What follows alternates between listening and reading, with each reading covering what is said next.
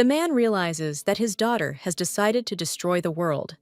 He approaches Sola and asks why she did it.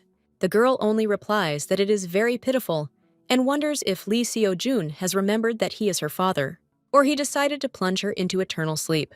The main character wonders if the lady is really going to continue to stand her ground, after which someone else turns to Mr. Lee Seo-jun and tells him to stop because this lady is no longer his daughter. The man claims that the girl is now a monster, while his interlocutor claims that everything is not so at all because Sol-A is not a monster and she is still his daughter. The Holy Swordsman states that he will not engage in battle, after which he suggests retreating, but the protagonist begins to use his power and points his blade at his interlocutor. The Holy Swordsman wonders what he is trying to achieve, but the man asks for forgiveness and claims that he does not intend to put his daughter into eternal sleep. After all, he wants to protect her. The Holy Swordsman claims that the lady will fall into eternal sleep, and then his interlocutor replies that he will go with her. The main character knows that he was a bad father, and now he only gets in everyone's way. But still, he will not stand aside while his daughter is plunged into eternal sleep, even if he has to say goodbye to life himself. The guy swings his blade at the Holy Swordsman, and suddenly he pierces him, after which the main character falls, and at the last moment looks at his daughter, and then closes his eyes. The girl, seeing this, becomes enraged. With tears in her eyes, she uses her power, after which the final test begins, and the final boss is the witch Lee Sol-A. The man gathers his last strength and whispers an apology to his daughter. The protagonist desperately wants to start all over again. When he closes his eyes, he sees in front of him an inscription with the beginning of a special quest to change the future. It also says that the process has been launched from rebirth. The main character sees before him all the events that have happened during this time, and also how his daughter changed, after which everyone can see that the process of rebirth is complete. A little while later, the guy opens his eyes and, getting out of bed, thinks about where he is now. The main character remembers very well that he was supposed to plunge into eternal sleep, but when he turns around, then he takes his phone and says that it is now 2025. The young man is shocked to realize that he has been reborn when he looks at himself in the mirror. Then, his suspicions are confirmed, and the man is shocked and wonders if he has really returned to the past. The guy remembers some kind of notification and wonders what kind of special quest it is. Well, at that very moment, he hears someone heading down the corridor, and he also cries out whether Seo-jun is at home. The woman claims that this is Yoo Eun-hye, and the guy immediately runs to the door, after which he thinks, is it really her? When he opens the door, he sees a beautiful lady in front of him who greets him. The woman also turns to Sola and invites her to say hello to her dad. Lee Seo-jun looks at his daughter in shock, after which the girl greets her daddy with a smile on her face. A man is faced with a special quest to change the future and prevent the 5 misfortunes of Lee Sol-A. The woman claims that she knows it is hard to believe, but it really is Seo-jun's child. The main character, in shock, claims that several years have passed, and she suddenly decided to visit him with the news that he had a child. He also wonders if the woman will now blackmail him, and when you and I don't even have time to answer, the main character asks if she has proof that he is her father. And also, did she think that this child could be from another man? Lee Seo-jun says that when she proves that he is her biological father, then let him come. The main character understands that this happened in a past life, and that on that day he behaved terribly and also acted like a cretin. That quest talked about the 5 misfortunes of Sol-A, and the man wonders if this child will really destroy the whole world. The little girl has experienced too much grief, but he doesn't know what kind of misfortunes will befall her along the way. If you think about it, he doesn't know anything about her at all, because they don't have any happy memories together. Not only did he not acknowledge her as his daughter, but he also drove Eun-hye into eternal sleep. But she was the baby's only support. After she fell into eternal sleep, he had to take care of the girl himself. But the feeling of guilt still did not leave him. He plunged into debt and began to spend all his time at work, and his daughter was left completely alone.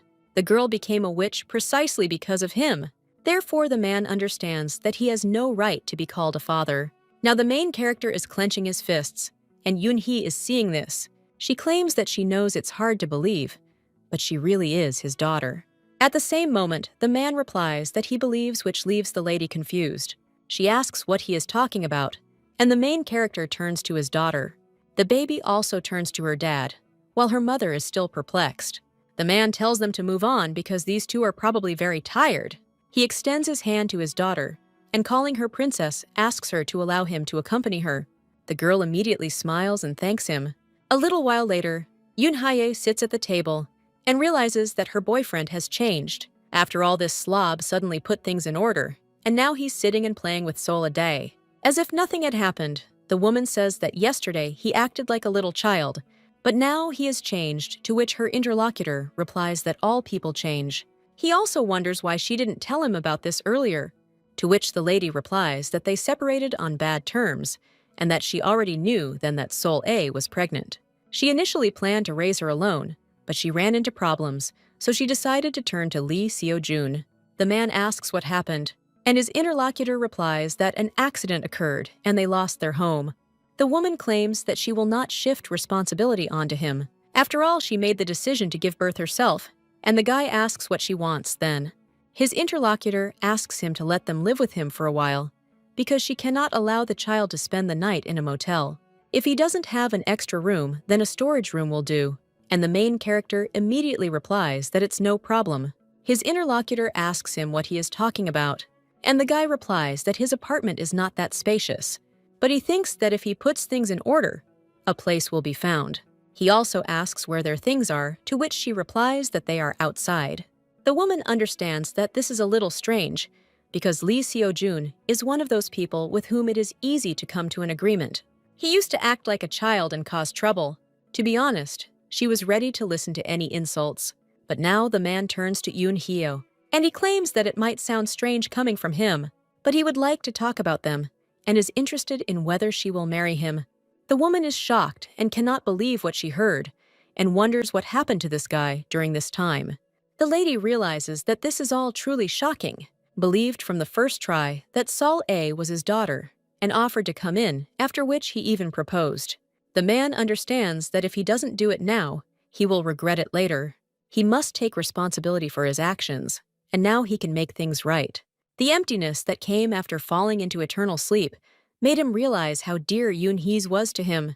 But now the woman is seriously turning to Lee Seo-jun. She claims that she came because she needs help, and not because of long-standing feelings. Her interlocutor replies that she is right, because they did not part on very good terms, so she probably no longer feels anything for him. People claim that he just started talking about marriage, and she got a little nervous. She is of course grateful to Lee Seo-jun for allowing them to stay with him, but suggests they talk about it later. The guy agrees in response, and thinks that he understood that she would answer that way. However, it is not too late to try to regain her trust. A little while later, the guy claims that money is needed for the child's development. It won't be easy for her to combine work and raising a girl, so he asks if the girl has thought about what she will do. His interlocutor replies that she has already thought of something and she will join the squad. The protagonist understands that this is one of Sol-a's misfortunes. The woman continues and claims that she is going to join the ranks of the players, so she asks to take care of Sol-a. The guy turns to look at the two of them in shock, and he wonders if this isn't too drastic a decision. 25 years ago, 10 years before current events, the world suddenly collapsed, and it was a real natural disaster. Monsters emerging from spatial rifts. They began to destroy the world and exterminate humanity. But people did not give up and began to use magical power, emitted by spatial rifts, and direct it towards the development of special skills. People who were able to defeat the most powerful monsters began to be called hunters. Now, the woman tells how she went to the office and handed over the contract that was given to her in the detachment. The main character asks if she has already signed him up for something, and replies that she hasn't yet, but she thinks that she will sign, because they have many advantages. The woman also asks what is bothering him, to which her interlocutor replies that such agreements usually contain many traps, and the squads take advantage of this. Thanks to this, they are always in the black, so it is better not to sign any contracts. The woman asks what he is talking about, but understands that if she does not sign the contract, she will not be able to work off her debts and move into a new apartment. Her interlocutor says that if she wants, she can sign. It will be great if everything works out and no problems arise. But what if she notices something strange? Then let her turn to him. Now the lady is walking down the street and realizes that this guy has changed. When we parted, he behaved very childishly, A little while ago, the little girl asked if she and her mommy would go to bed, to which the man replied that mommy and daddy needed to talk and that she should go to sleep. The man also wished his daughter sweet dreams and good night. The lady watching this understood that no matter what, he was the girl's father. A little while later, the little girl looks at the ice cream. The man asks what kind of ice cream the little girl wants, and she replies that it's chocolate, after which he orders ice cream called Alien Mother, and realizes that he knows which squad invited Yoon-hye to his place, and he knows what schemes they are currently operating under. They lure you in with bonuses and privileges, and then saddle you with debts. In his past life, he himself fell into this trap, and was forced to pay off debts until the very day he fell into eternal sleep. Yoon-hye found herself in the same situation for the rest of her life. She was oppressed by the squad and fell into eternal sleep without ever revealing her talent. Yoon-hye's eternal sleep is probably one of Sol-a's misfortunes. Now the man notices that the baby is scared, after which he wonders if something is wrong, and the girl immediately asks her dad if her mom is really from another planet, after which the man is surprised, and the saleswoman starts laughing. A little while later, they are already heading down the street, says with a smile on her face that the ice creams have such funny names, and her father replies that this is exactly it, after which the little girl says that she was given such a big bottle. The man realizes that the saleswoman called the girl cutie and gave her the biggest ice cream cone. Sol-A thanked her with a smile on her face. The man understands that Sol-A is just like Yoon-hye because she is just as beautiful and sweet, after which the main character shoves ice cream into her father's face. The man asks what happened and whether the ice cream is really bad, to which the girl replies that it's not like that at all, because it's very tasty and she wants to share it with her daddy. The protagonist realizes that Sol-A had never called him dad before. He spent all his time away from home, so they hardly spoke. He left her alone with her thoughts, and left the baby all alone when she needed him so much. The first time she called him dad was under terrible circumstances. He only found out today that the girl likes ice cream, and now the man realizes how little time he devoted to her. The main character understands that he wants not only to protect the little girl from misfortunes, and leave as many happy memories as possible. At the same moment, they hear a siren, and the man realizes that it is a warning about the occurrence of a sudden rift. Typically, the location of faults is determined before they occur, and the hunters are informed in advance, but this siren warns of the appearance of a sudden rift. The probability of such a fault occurring is very low and has never happened before. The little girl turns to her father, and he replies that everything is fine because he is nearby. On the way home, he remembered the butterfly effect. In some places, the flapping of a butterfly's wing can start a storm. Eun-hye never trusted Sol-A to anyone to another, and now she left it to him, and a sudden rift arose. Its reality has undergone changes. Therefore, the man understands that he changed the future, and this influenced the present. But when he moves further, a rift appears in front of him, and the guy understands that he did nothing that could have caused the rift to appear. At the same moment, the Cretan bull emerges from the rift. People immediately run away, and the man realizes that in a past life, he would have easily found a way out of this situation.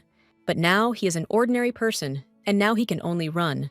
The girl watching all this screams to her dad that the monster is already behind her, after which he tries to strike, but the main character jumps back. He also asks his daughter if she is okay, to which the girl replies that she is, after which the man turns to his daughter and tells her to listen to him carefully and also to hide in the gap between the two buildings, and she didn't come out until he returned.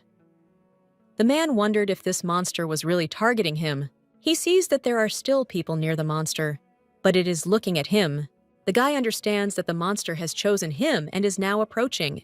He also understands that now he would really need some kind of weapon. Then she sees a broom. The little girl watches all this and worries about her father, after which she sees a piece of the broom fly off and screams to her dad. The guy jumps over the monster with a stick in his hands, after which he lands and realizes that he survived thanks to magical power. But she also has a limit, so the guy says that there is no choice because he will have to make a spear out of this broom. It's too late to run because the siren has just sounded, so help won't arrive for at least 5 minutes. You just need to wait a little bit and the girl will be safe. So it seems like 5 minutes is not that much, but he could very well fall into eternal sleep during this time. However, he must protect Soy, even if I have to sacrifice everything and my body will be torn to pieces. In his past life, he was too weak to become a hunter and began to lag behind others. Increasingly desperate in their attempts to find a way to survive, he studied all the books about monsters she now understands. Weak point is its eye, so it must hit it. The guy strikes and realizes that he will not allow Soul Ah to live through this grief again. He throws a broomstick and realizes that the body of an ordinary person is not capable of storing a sufficient amount of magical power. That's why he doesn't think he succeeded. But when the guy looks at the result, who thinks he really got hit, after which the monster screams in pain?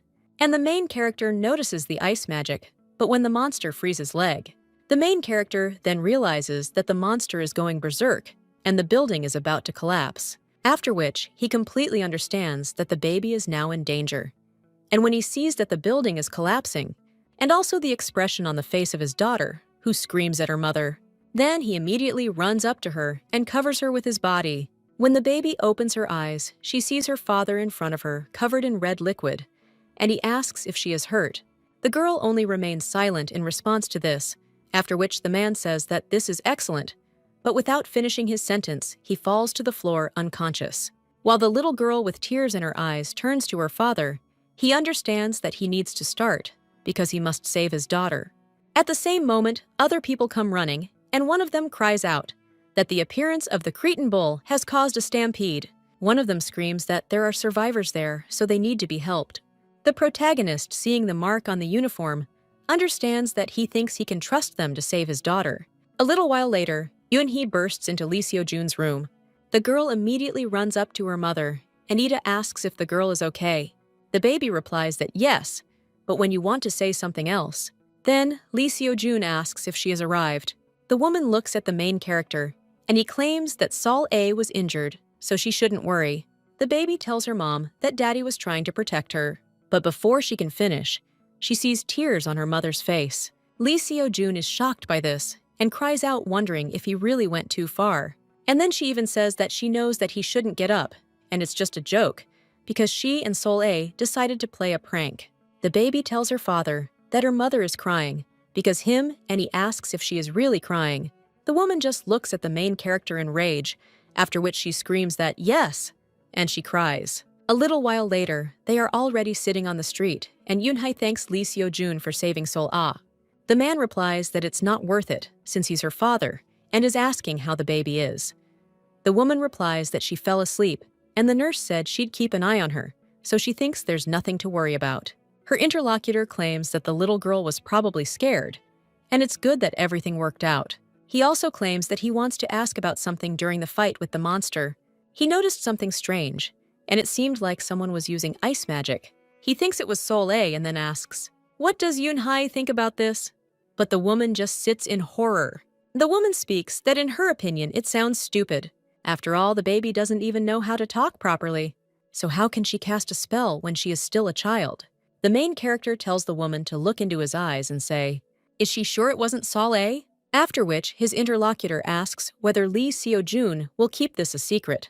The man replies that Sol A is his daughter, so he will never harm her. After which, the lady asserts that she believes and understands that he believed her all. When she came with her daughter and told him everything, the woman claimed that this magic was most likely the work of Sol A. She also asks if he remembers why she came to him, because she said that they lost their home. In fact, it happened because of Sol A. The girl lost control of her emotions, and she is afraid that if this becomes known, strange people will become interested in her. They'll also take her to some lab. The man says the lady shouldn't worry, because he'll protect their daughter at any cost, because he is her father. But the woman is interested at the same time. Didn't he think that this girl might not be his? Her interlocutor replies that Sol A is his daughter, and even if not, he will not sort this out in front of her. Hoon-hye looks at her interlocutor in surprise, and he realizes that his words completely contradict what he said earlier. But he rejected Sol A many times. Yoon-hee says with a smile on her face that it's understandable. The main character, seeing her smile, becomes embarrassed and wonders if he is out of his mind. Before his reincarnation, he was over 40, and now Yoon-hye is 26. So how can he have any feelings for someone who is almost 10 years younger than him? The guy understands that he has no right to feelings, after which he only asks how things are going with the squad. The woman replies that he said that the contract contains many traps. She read each page carefully and left threatening to find another squad. But this is only in words because she has no backup plan, so she doesn't know what to do now. Her interlocutor replies that he will teach her everything himself and tell her his secret. The girl, smiling, says that he will let them in on his secret. A little while later, the woman looks at something and wonders if this is his secret. The man replies that yes, and that there is a workshop there, and his interlocutor asks if they are usually in shopping centers or detachments. The guy says that it will be expensive at the shopping center, and to use the detachment's workshop, you need a certificate, so they should just follow him. When a woman looks at the workshop, she realizes that it is an ordinary workshop. But at the same moment, someone wonders if the buyers have arrived. When the main character looks at this man, he understands that they have come to the right place. Lying in the hospital, he went through all the memories of his past life, and some came to mind. This is a blacksmith who will one day become the best in the whole world. And his name is Kang Chul. The guy immediately bows and greets the gentleman. He also claims to be a novice hunter named Lee Seo-jun. The woman also bows and introduces herself, and the little girl looks at the two. He does the same and calls his name, which surprises the blacksmith. After which, with a smile on his face, he exclaims that the guys are great. He also introduces himself. The main character claims that they are novice hunters, and when he doesn't have time to finish, the blacksmith says that they need a weapon. But he asks what kind. Lee Seo-jun replies that he needs a spear, and the blacksmith asks what the lady needs too, which she replies that she hasn't decided yet, and asks if she can look around. The man replies that, of course, they have plenty of time. He also claims that the weapons in this workshop are forged from mithril, so he thinks it's perfect for beginners. He also turns to the main character and asks if he knows much about weapons, to which the guy replies that he is just an amateur, after which the main character turns to Yoon Hye, and he asks how she likes this weapon. The woman turns around and sees a bow. She also asks if he thinks this weapon will suit her, and the guy replies that she is very strong, patient, and attentive, so he thinks the bow will suit her perfectly, and he wonders if he really thinks she's that good. The blacksmith says they can try the weapon if they want, and the woman replies that no, because she will listen to Lee Seo-jun, and she thinks he knows better. The man replies that it is fine, and adds that the product is non-returnable, but they can exchange it if they change their mind. After which he also hands over a check for 2 weapons. But when the woman looks at him, he claims that this is a very expensive weapon. Lee Seo-jun tells her not to worry, because he will pay for it since he saved up for this purchase. And he did promise to help her. Yoon says she'll pay it all back later, but her interlocutor replies that it's not worth it. The woman repeats once again that she will return any money. The little girl watching them immediately turns to her mother and asks if they really don't have enough money, but she can stop buying sweets. The woman immediately tells the little girl that everything is wrong. Lee Seo-jun recalls their conversation outside the hospital about how Sol-ah never talks about her feelings. The woman claimed that people say that she is kind and naive, but she feels that she is much older than her age. After all, children her age are usually capricious, and this is probably due to their modest lifestyle. She wants the girl to try everything in this life, and wants her to be happy. Now these two are watching their daughter. But at that very moment, the blacksmith takes the check, and she says that it seems that little Sol A needs to buy something tasty. He corrects the numbers on the check and says that he likes them, and especially little Sol A, so he'll give them a special discount. He adds in his mind that it will only cover the cost of the materials. He also asks if they will buy it, because his hands will fall off from holding this receipt, after which they cry out with gratitude. When the family heads home, the protagonist realizes that they now have weapons and can proceed to the next step. He also turns to Yoon-hee and then suggests going to the dungeon. A short time later, the woman is already shooting at targets with a bow. At one point, her arrow begins to be enveloped in magical power, after which the woman releases it, completely piercing an entire tree. The lady watches this in shock, but at the same moment, someone asks if the arrow really hit the tree. When the lady turns around, she sees her daughter and the main character. Lee Seo-jun says that maybe it's time to take a short break and eat some tteokbokki. When they start eating, the woman claims that it is very convenient to exercise there, are no people at all, and she wonders how the guy found this place. Her interlocutor claims that this is his secret, and also understands that this is a place hidden among the mountains. In his past life, He spent a lot of time there training, and in a couple of weeks, he taught Yoon-hae the basic fighting technique, after which they prepared to enter the dungeon. The man also looks at the targets, and then says that he is amazed that she was able to stick the arrow straight into the tree. He also wonders if this is really the first time she's held a bow. The protagonist realizes that in a past life, the squad gave Yoon-hee a ball, but she was bad at handling it, and it constantly broke during battle. But one day, she picked up the bow of her fallen comrade, and she was able to reveal her talent. The guy asks if the lady can control her magical powers, to which she replies that it's not very good, and that she only tried to control it once, and it didn't work. That's why she doesn't even know if it's worth going into the dungeon with such skills. After this, the little girl turns to her mother and says that she can teach her. When a man asks what she is talking about, the lady replies that she is talking about magic. A little while later, the girl already shows her abilities, and the main character says that he is amazed.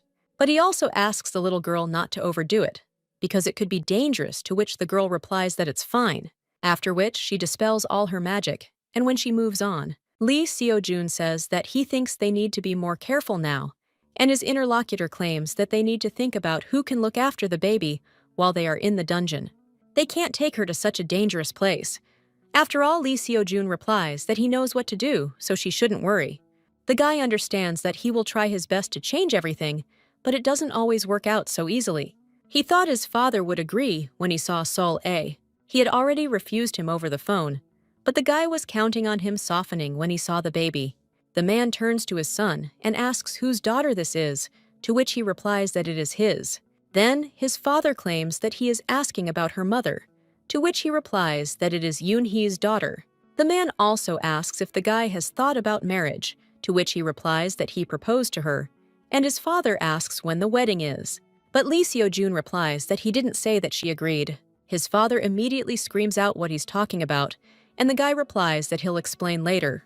After all, now he came to ask his father for something. He also tells the little girl that this is her grandfather, after which the man extends his hand to the girl, and she remembers how her father and mother pulled her cheeks, after which the baby places her face on her grandfather's palm. The man is shocked by this, and Lee Seo-jun claims that he wanted to ask him to look after Sola. His father asks if the guy wants to leave her with him for the weekend, and Lee Seo-jun says that if he doesn't want to, he'll ask someone another, but the man immediately screams that he told me that he doesn't want to. A little while later, they are already in a jewelry store, and Eun-hae says that maybe it was worth staying with him. The man thanks her, and Eun-ho asks if this is the stone that Sul-ah found. Her interlocutor replies that yes, he does emit a special magical energy. The main character understands that the little girl has found an incredible item, and a little while ago, the blacksmith asked if Sol-ae wanted anything, because he would give her anything. The girl asked if it was true and thanked him, then pointed to a pile of things and insisted she wanted that shiny thing. The man insisted it was just a pile of trash. But when they opened one of the boxes, the blacksmith said that she was so sharp-sighted because the little one had found a real treasure. The main character looking at this stone realized that it begins to glow when it senses the radiation of magical power nearby. But such stones are used to search for artifacts in dungeons, so they are quite expensive. After which, the girl turned to her father and said that she wanted to give it to him, but the man said that it was hers. Sol-ae claimed that she was simply curious about what was glowing there, and she could see that her dad wanted one too. Now the main character is mentally thanking his daughter, and the woman asks if they really came there for this belt. Lee Seo-jun replies that such a strap can only be obtained there, and they will still need this dungeon, so maybe they will look for something for Sol-ah, since they have already come. Although the man understands that he is not there for this, and at the same moment they hear some screams. One of the fans screams that she loves him. Someone else claims that Song Soo-hyun's nose is perfectly sharp, like the peak of Avery, leaving his face shining brighter than her future. The girl asks if this is the famous hunter, and the main character replies that yes. He understands that it is world famous and wanted, and he promotes his squad with the help of advertising. He became incredibly popular due to his unearthly beauty. Yoon-hye looks at the main character and understands that he doesn't seem to be doing well, and that he probably hasn't fully recovered from saving Sol-ae. He may also be afraid to go into the dungeon, after which the woman tells him not to worry. After all, his sister will protect him, and the guy asks what she's talking about since they're the same age.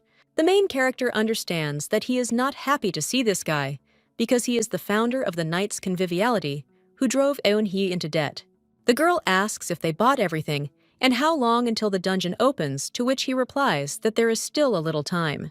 And when the clock shows 14 points, the main character understands that it is about to begin. At that moment, the ground begins to shake, and Yoon-hye asks if it is an earthquake. When she looks at the floor nearby, she sees that a large crack has formed there. Someone screams that a hole has formed in the middle of the shopping center. Lee Seo-jun says that you need to be on guard because this is just the beginning. Non-hee wonders what he's talking about, but at that very moment, someone screams, and she receives a message that the dungeon has been opened and a special quest has begun. Spiders are starting to crawl out of the dungeon, and the quest says to clear out a dungeon called the Ruined Shopping Center. When people start to run away, they notice that the doors from the shopping center do not open. Someone screams out why the doors are locked and asks to let them out and help. Oni says there are too many monsters and asks where to start. But at that very moment, the main character jumps into the crowd of monsters and begins to chop them down. He also tells people to run to the exit because there will be hunters there, and the guy he saved thanks him. Lee Seo-jun claims that if they join forces with the hunters, they will cope faster, so they need to go. At this time, Song-soo also cuts down the monsters. He shouts to his colleagues to make sure the building doesn't collapse, because they need to deal with the monsters as quickly as possible. At that very moment, a girl grabs hold of him and screams asking for help and to be let out of there. But the guy only pushes her towards the place where the monster is. The main character thinks what a freak this guy is, and the girl screams begging for help. At the same moment, someone else is cutting down the monsters, and when the main character looks there, who's wondering what that girl is doing there? This lady's name is Go-hee Young, and this huntress lived until the very last day, but she should not be there. Lee Seo-jun. He understands that he needs to pull himself together because he can't get distracted. He also shouts for the hunters to disperse with the civilians in a circle, and they will hold the defense. Let them remain calm and make every effort to save citizens, after which all the hunters begin to exterminate the monsters. Lee Seo-jun, pulling a spear out of another spider, realizes that this seems to be all. He also asks if Yoon-hye is okay, but he doesn't claim she did well for her first time. She replies that yes, she had only just exhaled when all her strength was gone. Song-soo recalls how one of his subordinates approached him and handed him a lady's resume. The guy claimed that he thought they had finally found a good hunter. He doesn't know how this girl understood everything, but she left the contract and just left. Now, the guy turns to the lady and extends his hand, thanking her for her hard work because she did a great job. But at that very moment, the main character stands in front of her and shakes this guy's hand. He greets him and states that his name is Lee Seo-jun. Sung-soo coldly replies that it's nice to meet him, and the protagonist realizes that he's no longer so talkative around him. At that moment, one of the women comes up and screams, asking to save her child. She claims that the guy was bitten by a tarantula, but he can still be saved if he receives first aid. Lee Seo-jun claims that the exit will open once they completely clear the dungeon, and if the hunters defeat the boss. But at the same moment, Song-soo claims that he is against it, because in 24 hours the exit will open itself. So is he really suggesting attacking the boss with so many hunters? The main character replies that there are enough of them, because otherwise this child will not live. But his interlocutor claims that it seems the guy is a novice hunter. After all, he is not so stupid as to rush outside a dungeon that he has fully explored, so his words are useless. He stays there, and the others too. Yeon-hee cries out, "Shouldn't they at least try to save a human life?" Lee Seo-jun realizes that in his past life, Sung-soo always protected the dungeon after the entrance was opened. "Hey, Yeon." At this time, she claims that she provided first aid, so let the boy be patient for a little while. After which, she even claims that she will go with these two. The woman also says that she should probably introduce herself first and claims that her name is Hee-young. Lee Seo-jun understands that he was not mistaken, and as far as he remembers, Go Hee-yeon cleared the dungeon with Sun Soo-hyun only after the entrance was opened. Sung-soo says that he thought that at least Go Hee-yeon would be smarter than these newcomers. But does she really want to fall into eternal sleep so badly? But the woman just tells the guy not to waste his time on nonsense. After all, she thinks that he should give up hunting. The main character says that once everyone is ready, They will split up and begin clearing the dungeon. Called the Destroyed Shopping Mall when they descend into the dungeon, Yuni asks what that light is because it's incredible. The man replies that it's luminescent moss, and it grows in the darkest parts of the dungeon. Go-hee-yeon says that Yoon-hee turns out to be a newbie, but she thought the girl was already experienced since she fought so well. Yoon-hee replies that the lady flatters her.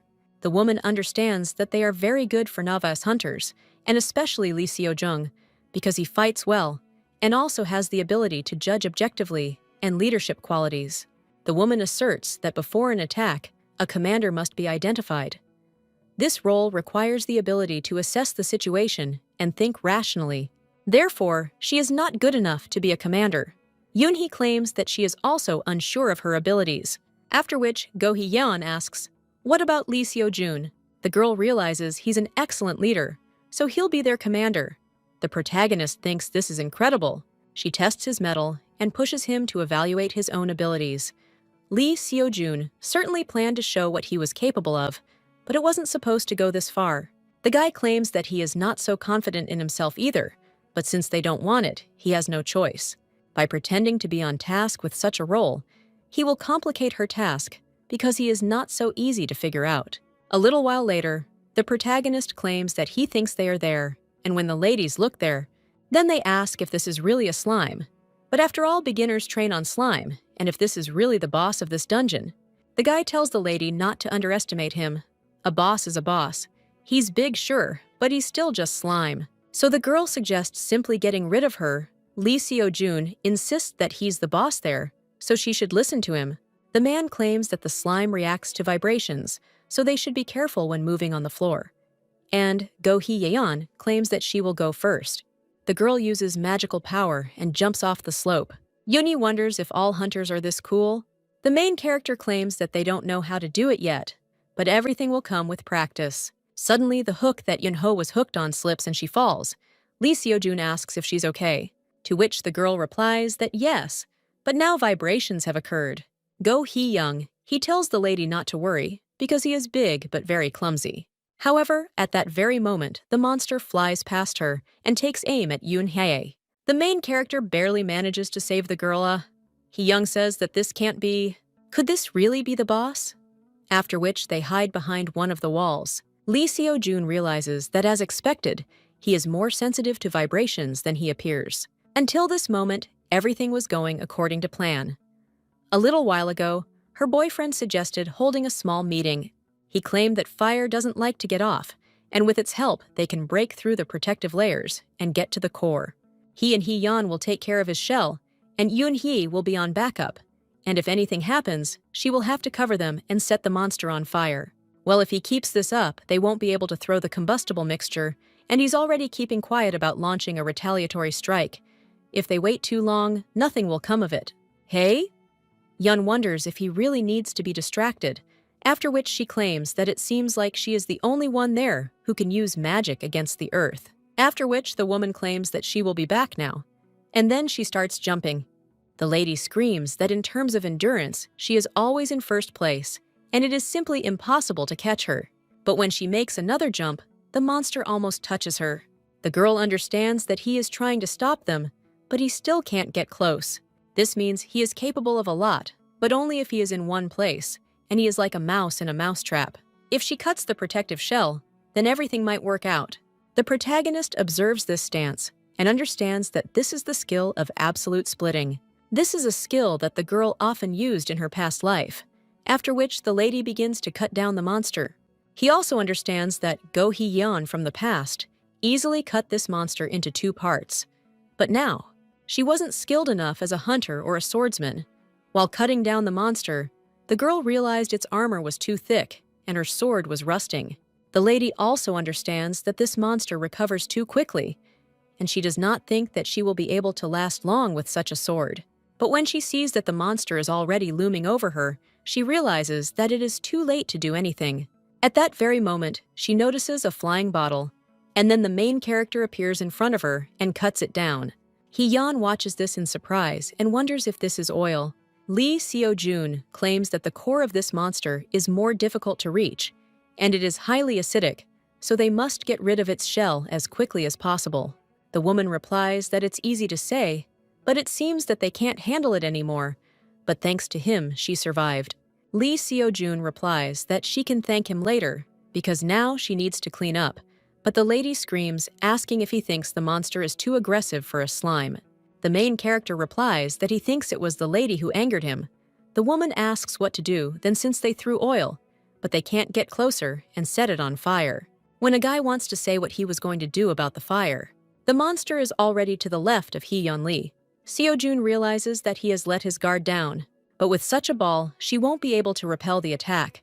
But at the same moment, Yoon-hae is preparing to launch an arrow, after which this arrow with fire flies near Hee-yeon and sets the monster on fire. He starts to burn all over, and Yoon-hee remembers how Lee Seo-jun said that if something happens, the girl should cover them and set the monster on fire. A magic arrow will help her in this matter, and the girl asked if they were talking about it. The lady also claimed that she had never been on backup before and still had poor control over her magical power, so she was not sure that she could do it. Lee Seo-jun replied that she could do it because the lady had already trained enough on spiders, and she did it perfectly. He also told Yoon-hee not to doubt herself. Now they can already see the core of the monster and immediately run up to it. Lee Seo-jun screams that he needs to destroy it before the monster recovers, but at that very moment, the monster begins to bend. Eun-hee takes out another arrow and then launches it, and then does this a couple more times. This helps distract the monster, and Lee Seo-jun can reach the core, after which the guy stabs him. One of the reporters claims he's near the dungeon, blocking the exit from the shopping center. The city's residents gathered in anticipation of their friends and relatives trapped within these walls. The dungeon will open in 24 hours unless cleared sooner. Sol-ae turns to her grandfather and asks what it is, and the man remembers asking his son why he decided to leave Sol-ae in his care. The guy answered that he and Yoon-hae needed to go to the shopping center for work, and the man asked if there was really a shopping center there. His son replied that yes, it was built recently, and it was called Darien, after which he said that it was time for him to go. Now the girl turns to her grandfather, but at the same moment, someone reports that the exit from the dungeon has just opened. They can see several victims and the hunter son Soo-hyun. At this time, the little girl with a smile on her face says that mom and dad are there. The man immediately asks where, and the girl points to them. The baby immediately screams to her mom and dad, after which she runs to them, and they joyfully wait for her with open arms. After which they all hug, and Eun-hee asks what the girl is doing there and whether she came on her own. Hey? Yeon asks who it is, and the man replies that it is their daughter, and her name is Sol-ae. Their interlocutor asks if they are married, and the guy replies that not quite. After which the little girl turns to the lady with red hair and calls her sister. The woman is touched by this and says that she needs to see what she can give this cutie. Lee Seo-jun says she's not the only one who's crazy about this girl's cuteness. The little girl then turns to her dad and points to her grandfather. When the main character looks at him, he understands that he is very unhappy, and he can already see from his father's face what awaits him. A little while later, they are already watching the news. Says there that at first he was very scared, but his uncle and aunt saved him. The protagonist's father understands that hunters have a promising career, but there is a reason for such success. They risk their lives, so they are treated with special respect. The man realizes he had a strange premonition, but he couldn't have imagined that they were both hunters. Officially, they weren't hunters yet, but they soon would be because they'd cleared the dungeon, and he didn't even know whether to be happy for them or not. The man also asks how their daughter is doing, because he hopes that the guy is not going to leave her alone every time they go into the dungeon. The guy understands that he already has some plans, and it's worth admitting that Sol-ae still doesn't have a nanny. His father then claims that it seems nothing can be done, and he will have to look after her. Lee Seo-jun asks if he agrees to this, to which the man replies that yes, because she is such an obedient girl, there is no need to keep a close eye on her.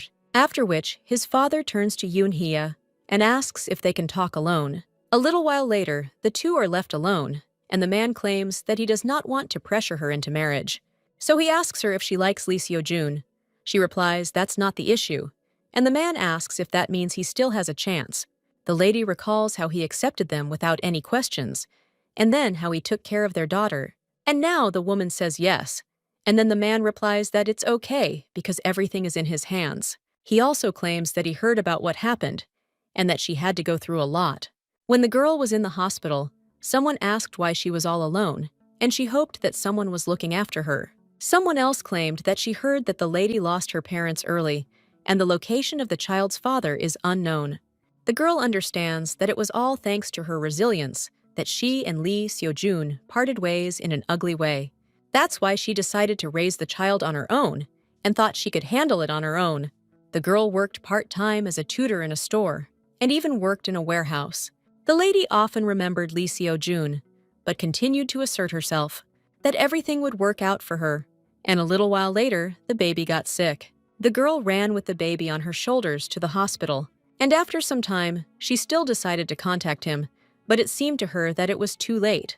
A little while later, when the main character was walking with the little girl, suddenly her ice cream fell and ice appeared next to it. When the baby fell, ice formed around her. Eun-hye began to notice strange looks at her baby. She felt like she had to protect Sol-ae on her own. The woman also addressed the little girl and asked her to promise that she would not show her powers to anyone except her mother. The girl asked if this would be their secret, and the woman with a smile on her face replied that, yes, it was their favorite little secret. Now the lady cannot hold back her tears, and Lee Seo-jun's father claims that he understands that the girl is her daughter. Well, she is also Lee Seo-jun's daughter and also his granddaughter. Therefore, she can rely on them even if difficulties arise. Then let her turn to him or to Lee Seo-jun, because he is sure that his son would tell her the same thing. A little while later, the woman returns to her daughter, and she asks if her mother was really crying. The woman, wiping her eyes, replies that everything is wrong, and Lee Seo-jun looks menacingly at his father. The man asks why he is looking at her like that, since he is not guilty of anything, and Eun-hye says that yes, nothing happened. The man then asks what they will do next, and the guy replies that they are going to start preparing to receive a certificate.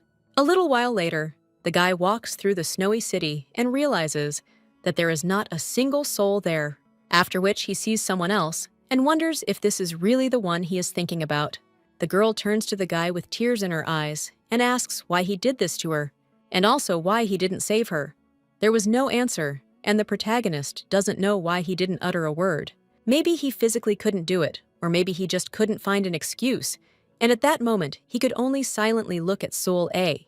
The girl claimed that she was so unhappy and hated Lee Seo-jun, after which she pointed her blades at him, and when the man prepared to strike, suddenly someone speaks to him and he opens his eyes. Eun-hye turns to her daughter and asks if her dad is awake yet, to which she replies that yes. The girl tells her father to wake up quickly because the sun has already risen. The man wonders if he really slept that long, and his interlocutor suggests that he wash up and come straight to breakfast because she thinks that today he can skip his exercises. She also says that he was tossing and turning in his sleep and wonders if he was having a nightmare. But the main character can no longer remember what he dreamed. A little while later, the man looks at his phone and realizes that they are running out of money. Well, he also knows that the income will increase when they receive the certificate, but they still have to live until then, and there is almost nothing left in the account.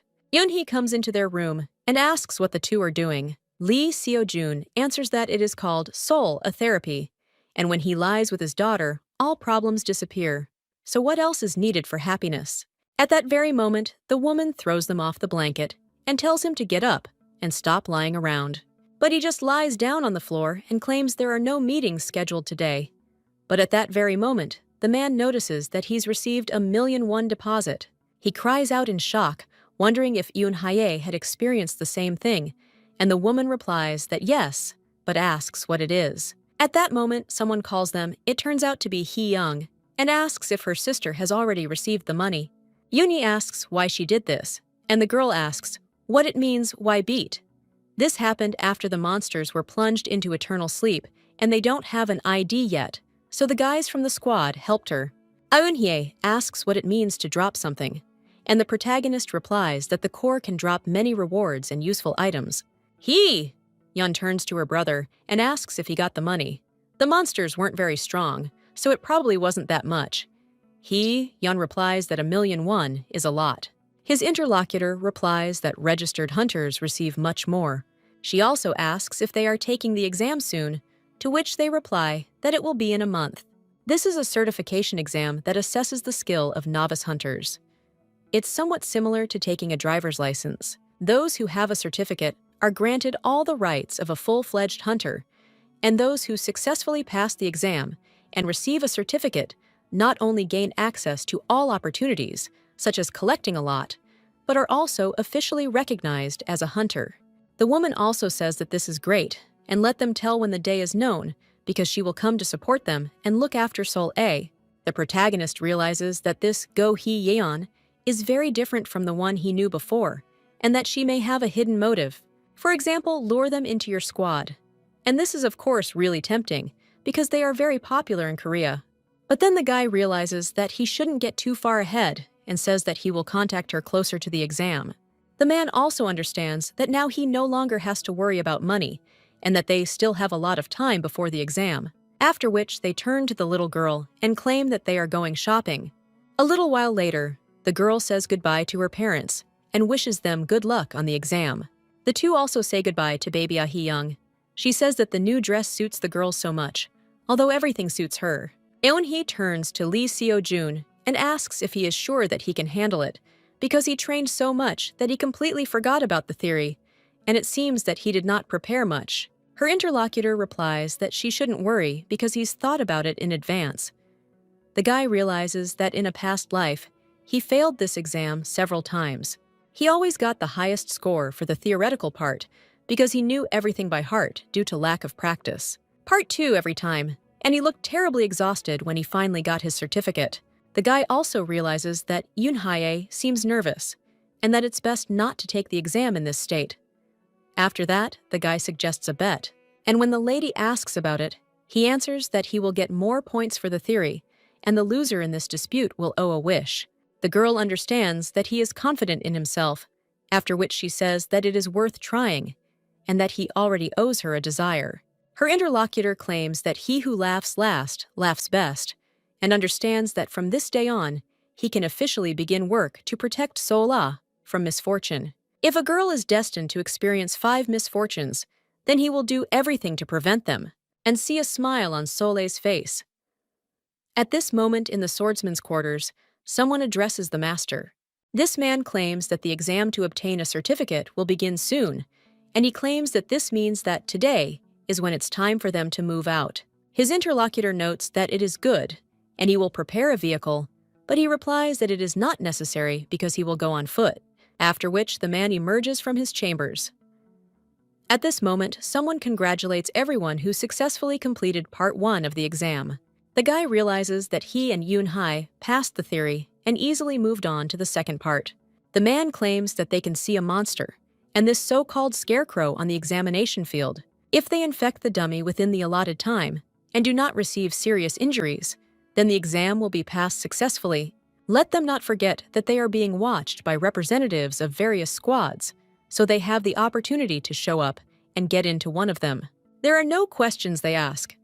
Participant number 1 to begin taking the exam. After that, the exam begins and the participants gradually drop out. The commission claims there isn't a single outstanding fighter there. Some of them claim that she can still understand if they lose in a couple of seconds, but she cannot believe that some give up without a fight. One of the ladies asks if this man is the holy swordsman from the chambers of the ball player Goryeo, and yet it seems as if he's never been in the observation room before. The holy swordsman is the man who on the day humanity was on the brink saved the world from total destruction. He founded the world-famous Koryo Swordsman's Company. He is not only popular, but also highly skilled. Whenever the best hunters in South Korea are mentioned, his name is always mentioned. Someone claims there's no point in monitoring the participants any longer, and that the most talented will be chosen by the holy swordsman anyway. One of them asks if anyone will really choose one of them instead of him, and why he even decided to come. Someone else claims that he heard that his granddaughter persuaded him to come and escape from the attacks that were recently shown on the news. At the same moment, the girl turns to the girl and claims that she is there.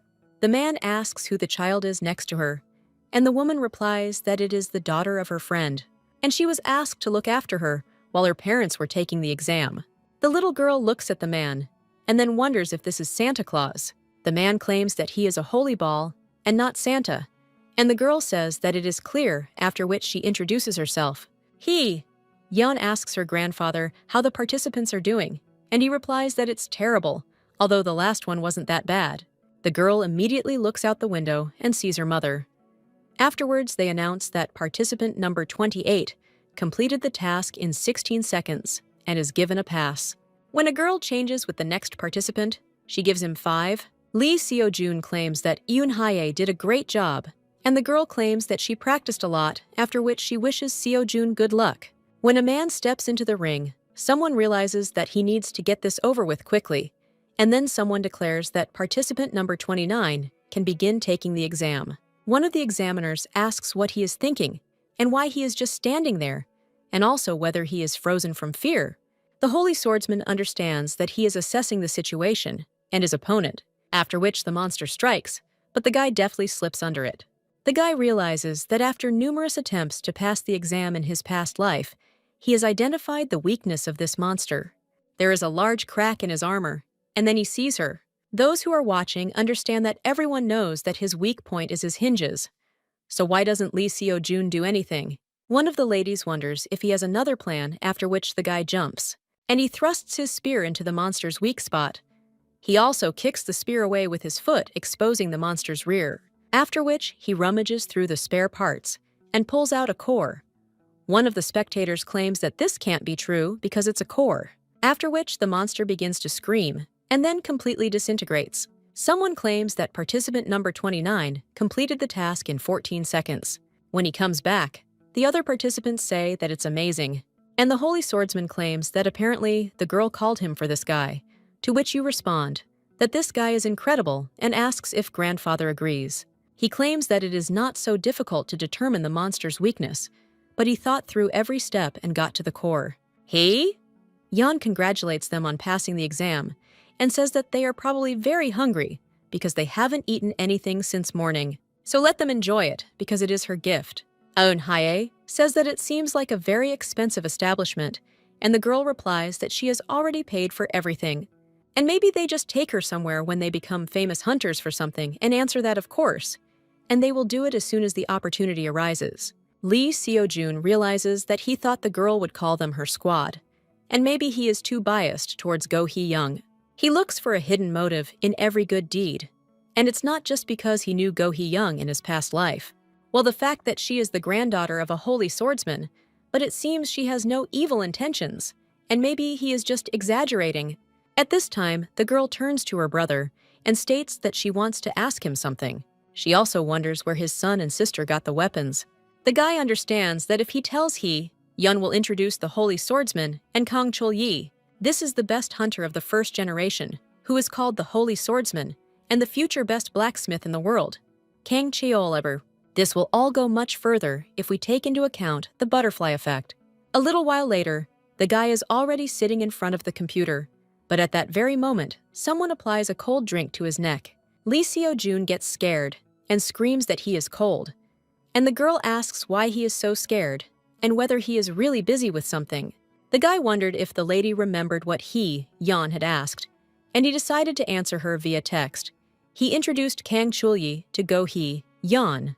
The girl was planning to change weapons, so she asked him where he got his.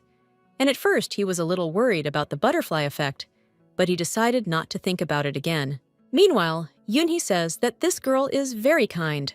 Lee Seo-jun realizes he doubted her sincerity the moment he heard her question.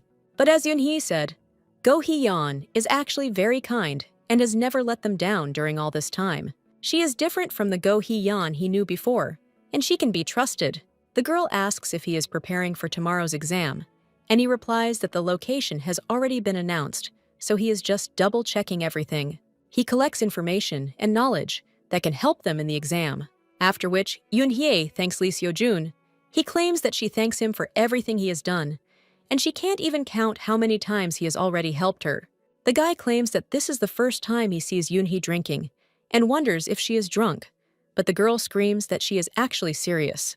Lee Seo-jun insists he doesn't know what he did, and that she should thank him after the exam, as they'll easily pass it. He never imagined his life would turn out like this. A little while later, they are already on Mount Gwanak. The exam score is based on your ability to team up with other players to achieve a common goal. Since a lot depends on the participant's contribution, receiving an award is one of the conditions for passing the exam. A little while later, there is a roll call, and when 3 participants are chosen, they state that they will now begin clearing the dungeon. The clearing time is 3 hours, and they are only allowed to use one type of weapon and the consumables they provide. They will be given 30 minutes to discuss. Lee Seojun understands that Heo Man-soo, most likely he is a magician, and magic is rare and is known from Togo, but he does not remember him. But he heard a lot about Kang Dae-ho in his past life. He is a hunter who did not use weapons and fought only with his fists. Just think he met a hunter who would later become the king of fist fighting. But now it's more important to understand whether he was lucky with his comrades. And the guy says that he thinks it's better to determine positions and think through a plan before the exam. He also asks if they have any suggestions. But looking at these two, he understands that it seems he will have to take everything on himself. A little while later, someone claims that Team 12 is about to take the exam, and they ended up in a dungeon. After conferring, they decided on positions with ranged hunter. Homansu positioned in the rear. He would be in the center and direct the process. And in front will be Kang Dae-ho. Usually when people enter a dungeon for the first time, they are scared. Mansu asks if they can really protect him, and the guy thinks that everything happens like this. He also wonders what he's talking about, since they didn't come there to protect him. But his interlocutor cries out, "Does he even know who he is?" "They're screwed if he gets hurt," he says. "And let the guy go first since he's so brave." Kang Dae-ho says that maybe they should just leave him there, and Lee Seojun says that the two of them can handle it, and then they can go. Then the two move on, and their companion wonders if they are really going to leave, after which everyone shouts at him to wait for him. Lee Seojun tells Heo Man-soo to leave all the jewelry with the examiner, as the jingling might reveal its location. But his interlocutor cries out if he knows how much it's worth and what will happen if it's stolen. Lee Seojun understands that this often happens during exams, and sometimes there are people who only care about themselves. The examiner says that the leader's word is law, so he should leave the jewelry outside. But the young man only cries out, have they really conspired and are trying to profit from him? He also tells this guy to answer when he is about to touch Lee Seojun. Then he just waves his leg in front of his face. Why does the poppy get scared and then fall to its knees? Lee Seojun takes his spear and states that he is repeating one last time for him to take off all the jewelry and leave it outside the dungeon. He answers that it's good, and the examiner understands that he did it so easily and accurately, and even calculated the distance. He heard about a person who passed the theory exam with the highest score and completed the practical exam faster than anyone else, so he understands that he has competition. As they move on, Lee Seojun realizes that this is strange, because they have been in the dungeon for quite a long time and have not met a single ant on the way. Even the luminescent moss is already behind us, and sometimes examiners set up difficult situations to see how the participants cope with them. But this situation seems a little strange, after which Kang Dae-ho claims that something strange is ahead, after which they see a huge hole. The protagonist realizes he's never seen anything like it in this dungeon. It would have been easier to deal with the examiner's trap than with this one. But at that very moment, the magician stumbled, after which they all fall into the pit. Lee Seojun immediately extends his spear, and the boy grabs it. The main character tells Ho Man-soo not to move, but he screams that something is pulling him down. Lee Seojun asks what he means, after which an anteater jumps out from there. He pulls the guy inside, and Lee Seojun jumps up and screams that they need to save him. The examiner yells at them to wait, as this isn't part of the exam. At that moment, a message arrives, informing them that they've entered a hidden dungeon, and that this is the beginning of a special quest, the lair of the devourer ant. A little while later, Kang Dae-ho pulls out the protagonist and asks if he is okay. Lee Seojun thanks him and asks if he also saw the notification, to which his interlocutor replies that, yes, there was something about a special quest. When the main character looks at the location in front of him, he says that this is a hidden dungeon. Kang Dae-ho claims that he knew that unexpected things could happen during the exam, but he didn't expect something like this. Lee Seojun replies, yes, and the country examiner doesn't react. The guy realizes there was no hidden dungeon there before, and maybe this is the butterfly effect. But at that very moment, they hear someone screaming, and Kang Dae-ho asks what they should do now. Lee Seo-jun claims that they still have time because the anteater usually puts aside food, but his interlocutor says that they can wait for the examiner's help. Lee Seo-jun claims that the entrance to the open dungeon is closed to those who enter it for the first time, and he doubts that the examiner will be able to help them. The guy watches his interlocutor and understands that he is very worried because he was there for the first time. There are only 2 of them left, but he didn't do it without a reason. He's going to collect the reward for clearing the hidden dungeon. After clearing the dungeon, the hunter receives generous rewards. And the first one to clear the dungeon receives an elixir, and this elixir can increase stats. That's why every hunter dreams of him, and maybe he looks like a moth rushing into a flame. But one of them is the king of fist fighting, and the other is reincarnated. So the rules of the game change. Lee Seo-jun argues that they should try to save him, despite the danger, because people should always help each other. And he thinks this applies especially to hunters. Kang Dae-ho cries out that this is true and is ashamed of his doubts. Then Kang Dae-ho says that he will leave the role of leader to Lee Seo-jun, and says that he does not have to address him with such respect, to which he agrees, and then suggests starting to clear out the dungeon called the Lair of the Devourer Ant. A little while later, they are already fighting with the ants, and one of them asks why the non-living bodies of the ants are moving. His interlocutor replies that these monsters turned into zombies after being consumed by an anteater, and that they are ghost ants. Kang Dae-ho says he was wondering where all the ants had gone, and he realizes the fight is going quite well since he can handle them in no time. He also wonders if this is a force that arose from fear, since this is his first time there. Lee Seo-jun tells him to be careful, because there is a monster approaching him from behind, after which Dae-ho skillfully deals with all the monsters. He also wonders if it was all thanks to Seo-jun, and no matter how hard things got, he always showed up with a weapon and dealt with any problems. Dae-ho feels like he has hundreds of battles behind him. He also understands that this person can be relied upon. Lee Seo-jun claims that the ghost ants are most likely lured by luminescent moss. Dae-ho asks if it's true, and it seems Moha will stop more and more. But if everything is so, Lee Seo-jun replies that if his guess is correct, they will soon reach the boss, and he is sure that Ho Man-soo is there. One of them claims that this guy is still walking, of course, but he hopes that everything is okay with him, after which they see this guy.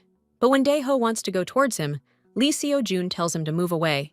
However, it turns out to be too late, and Dae-ho is grabbed by the leg.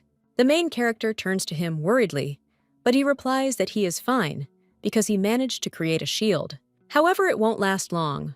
When the protagonist destroys an ant with his spear, he realizes he's impenetrable. This monster is different from the golem dummy, and its body is rigid in itself. Lee Seo-jun understands that he needs to think about his weakness, and he has fought with countless times. And each time he made incredible efforts to remember all the weak points, after which the guy immediately jumps up and pierces the monster's eye. He lets go of Dae-ho, and the man falls and thinks about what he cut off, after which he realizes that it was an eye and an antenna. Lee Seo-jun asks if his companion is okay, to which he replies that yes, and he can continue fighting.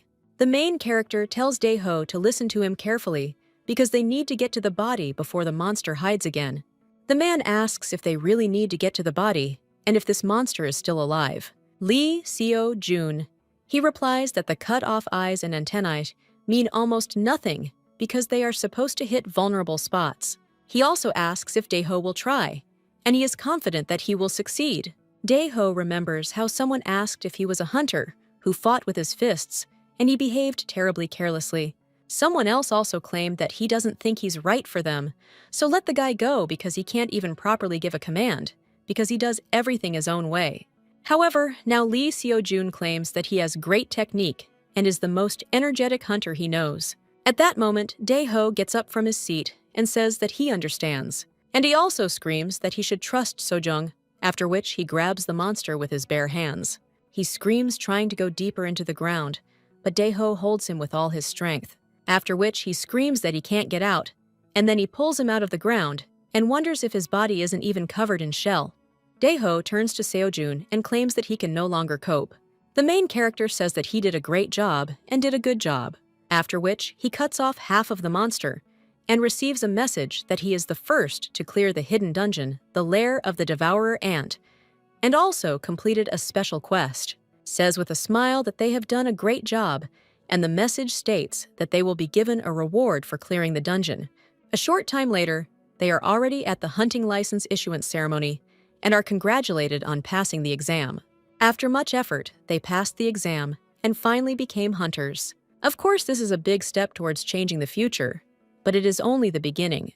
The guy notices that his bracelet starts to glow and wonders why this is so, since there is no hint of a rift appearing. At that moment, Yoonhee's bag begins to float, and Lee Seo-jun understands what kind of magic it is. He also sees a lollipop flying out of their bags and wonders if someone is doing magic. After which, he looks at his daughter and thinks that this can't be.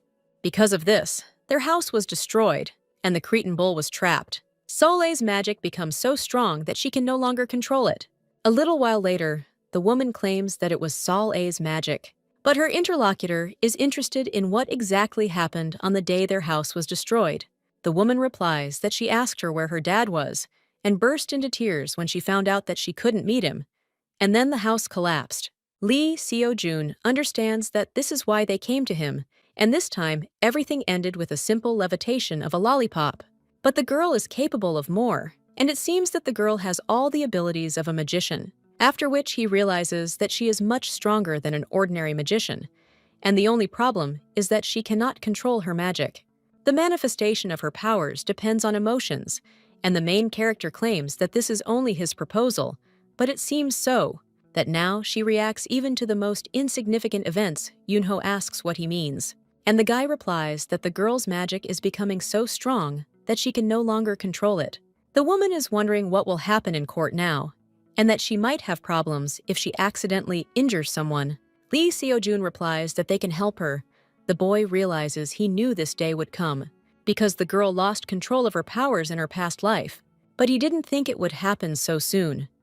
One of the reasons the girl became so sensitive was the lack of magical power around her, so they have to take her to a place where there's enough magic. Yoonhee asks if that's really the case, after which everyone tells him that this can't be, and the guy replies that she understood everything correctly. There are only two magical places, and it is a dungeon or a battlefield. Yoonhee screams, "Has he really gone crazy? It's dangerous, and what will happen if the girl gets hurt?" At that moment, the baby begins to wake up, and Lee Seo-jun says that he also would not want to expose her to such danger. He understands that even if this means she will become the final boss in the future, but now the baby is only 5 years old, but she must face danger in order to avoid what is destined for her future. The man also thinks what might change if he lets Sol-ah go through this. At the same moment, Yoonho apologizes and claims that she is sure that he thought well. Her interlocutor claims that she shouldn't fight the monsters because they will get rid of them beforehand, and she just needs to be there. Dungeons usually belong to squads, so he's not sure she'll be allowed in there, and only a weirdo would agree to that. Yoonhee says that if they knew someone who could let them into the dungeon or the field. Lee Seo-jun says that it's worth trying something, and a little later, they are already near the chambers of the Holy Swordsman Koryo. At that moment, someone greets them, and the little girl immediately says that this is her little sister. The woman immediately hugs the baby and says that she has become even more adorable. Lee Seo-jun approaches Hee Young and claims that he came to ask her for a favor, but the woman suggests continuing inside. She also says that they need to head straight up the stairs, and Lee Seo-jun looks at her. He realizes he's already forgotten about it. A little while later, the little girl is already lying in a pile of toys, and Yoonhee wonders who would build a house on a mountain with a 3-kilometer staircase. Yoonhee says that this house is so old, and when you first enter, it seems quite modern, but from the outside, it looks more like a hanok. The girl also says that at first she didn't understand why the guy wanted to see Hee-young. She had no idea that the girl was the granddaughter of a holy swordsman. Hee-young claims that it's normal for newbies not to know this, since she didn't become a hunter for popularity and doesn't really talk about herself. The lady also wonders if they really wanted to ask her for something and asks what the matter is. A little while later, they explain the situation, and the girl asks if they are talking about the battlefield of the Holy Mountain Goryeo. Lee Seo-jun replies, yes, and he knows you have a training field in her unit. Rifts are divided into 3 main categories. The first ones generate monsters that disappear afterwards. These are random rifts. The second ones generate underground in buildings and living quarters, and these are destructive faults. The complete opposite of random rifts are those that regularly generate monsters and remain permanent. These are called permanent rifts. A battlefield is a place where many rifts have formed. The guy asks if they can use the field, and the woman replies that it would be inconvenient to be on the same field with the squad members. But they can certainly get there. And she'll find out when the field is clear. Lee Seo-jun asks if this is true and wonders if they really agreed so easily. The girl replies that he introduced her to Mr. Kang Chul, and therefore she should thank him for that. Lee Seo-jun realizes he thought nothing would work out. But now he feels such relief. The girl insists she'll go ask permission. A little while later, Yoon-hae claims that Hee-yeon is delayed, and her interlocutor claims that Koryo's chambers are of impressive size, which is probably why moving around takes so much time. At that moment, someone enters the room and asks if Ms. Go Hee-yeon is there. Lee Seo-jun replies that she stepped away for a while and asks what the matter is, to which the maid replies that she has guests. At that moment, someone asks why she has been gone for so long, and Lee Seo-jun heard a familiar voice and wondered if it was Sun Soo-hyun and what he was doing there. Someone he tells them to just look, because it's Yoo Yoon-hee, and the novice hunter Lee Seo-jun realizes it would be strange if this show-off remembered his name. Go Hee-yeon was quite rude to him back then, so he doesn't understand why this guy came. Sung-soo says there's nothing he can do since she's apparently busy.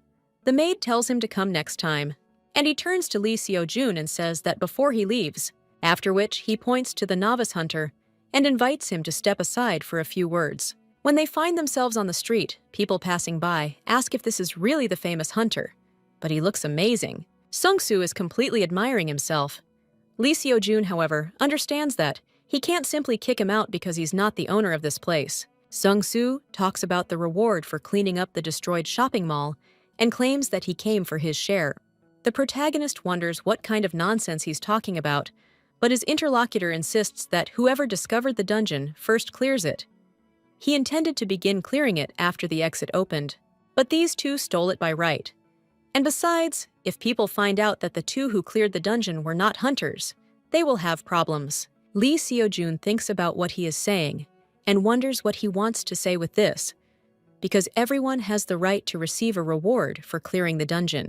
But his interlocutor tells them to give this award to him, and does the guy really think that he can argue with him? He is the leader of a squad of knights and a celebrity, with a good reputation, so it is better not to spoil relations with him, especially for a useless newcomer like him. The protagonist recalls everything he did in the dungeon, after which everyone says that Sung-soo was so scared back then. His interlocutor says that the guy showed his true colors, but the main character wonders if he is deliberately getting on his nerves. Sung-soo claims that he does not intend to listen to these insults directed at him, and his interlocutor claims that now he understands what Go Hee-yeon meant then. After all, he's not worthy of the title of hunter. A little while later, Hee-yeon returns and asks if they've been waiting long enough, as she's received permission. But when the girl looks around the room, she wonders where Lee Seo-jun is gone. Yoon-hee replies that Sung-soo has arrived and called him for a few words. Her interlocutor exclaims, "Why did that idiot come?" After which she says, "Okay, maybe we should give them a little tour." Yoon-hee wonders if everything will be okay. She understands that he hasn't been resting at all lately, and that he spent the whole of last night searching for information about the battlefields, so she's afraid he might overdo it. Meanwhile, Song-soo attacks the protagonist. The guy takes out his spear and reflects his blows, and Sun-soo is shocked and thinks that this is incredible because he is losing to a newbie, but he started it first. Song-soo understands that she is also strong, and one can say that he attacks him even stronger than those spiders. At this time, Lee Seo-jun looks at Sung-soo and thinks that he can do more than just show off. He is not only fast and attentive, but also a skilled swordsman. Well, if you compare it to his previous life, his skills haven't changed at all. The main character also thinks why he is seriously fighting with this child, but when he reflects his next attack, he understands that he has understood everything, because if his goal is the reward, then he will go to Yoon-hee next. This guy is a skilled liar, and he is sure that he would start threatening her with everything possible. And in the worst case, I would have tried to lure him into the squad, and then the future would have turned out exactly the same as that rebirth. so he must finish him off now so he can't do it again. Well, before the main character can finish his thought, he starts to feel ill. Lee Seo-jun immediately falls to the floor and wonders if he overdid it. The young man also does not understand why this had to happen now. Song-soo understands that this guy swung at him so hard, and he probably overdid it with magic, so he was lucky. But at that very moment, he caught himself thinking about this and wondering what luck meant, because he would never admit that he almost lost to such a newbie. Maybe it's worth just putting him into eternal sleep and pretending that it happened by accident during training, and then donating money to hush up the situation. He is confident that he will get out of this unscathed, after which he swings his sword. But at that very moment, someone knocks the weapon out of his hands, and it turns out to be a holy ball. The man grabs the guy by the hand and claims that despite the fact that this place is intended for fighting, his swing of the ball went beyond all limits, so he should get out of there right now. At this time, Yoon-hye and Hee-yeon approach the place and immediately scream out to Lee Seo-jun. Hee-yeon asks if Grandpa left so quickly because he wanted to fight Lee Seo-jun.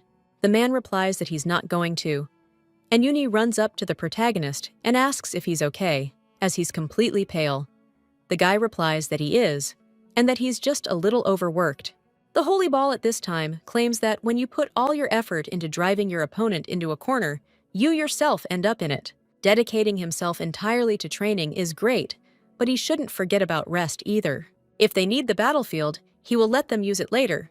But what Yoon-hye thanks him for, Lee Seo-jun understands that the holy swordsman would not act with evil intent, but he is a little worried when he remembers his past life. A little while later, the protagonist takes a break. Yoon-hye asks if he's feeling better, to which he replies that thanks to Yoon-hye everything is fine. The guy realizes that he slept for 2 full days, and now he needs to think about the fight. He also wonders if any notifications from the system appear on the log, like in the dungeon.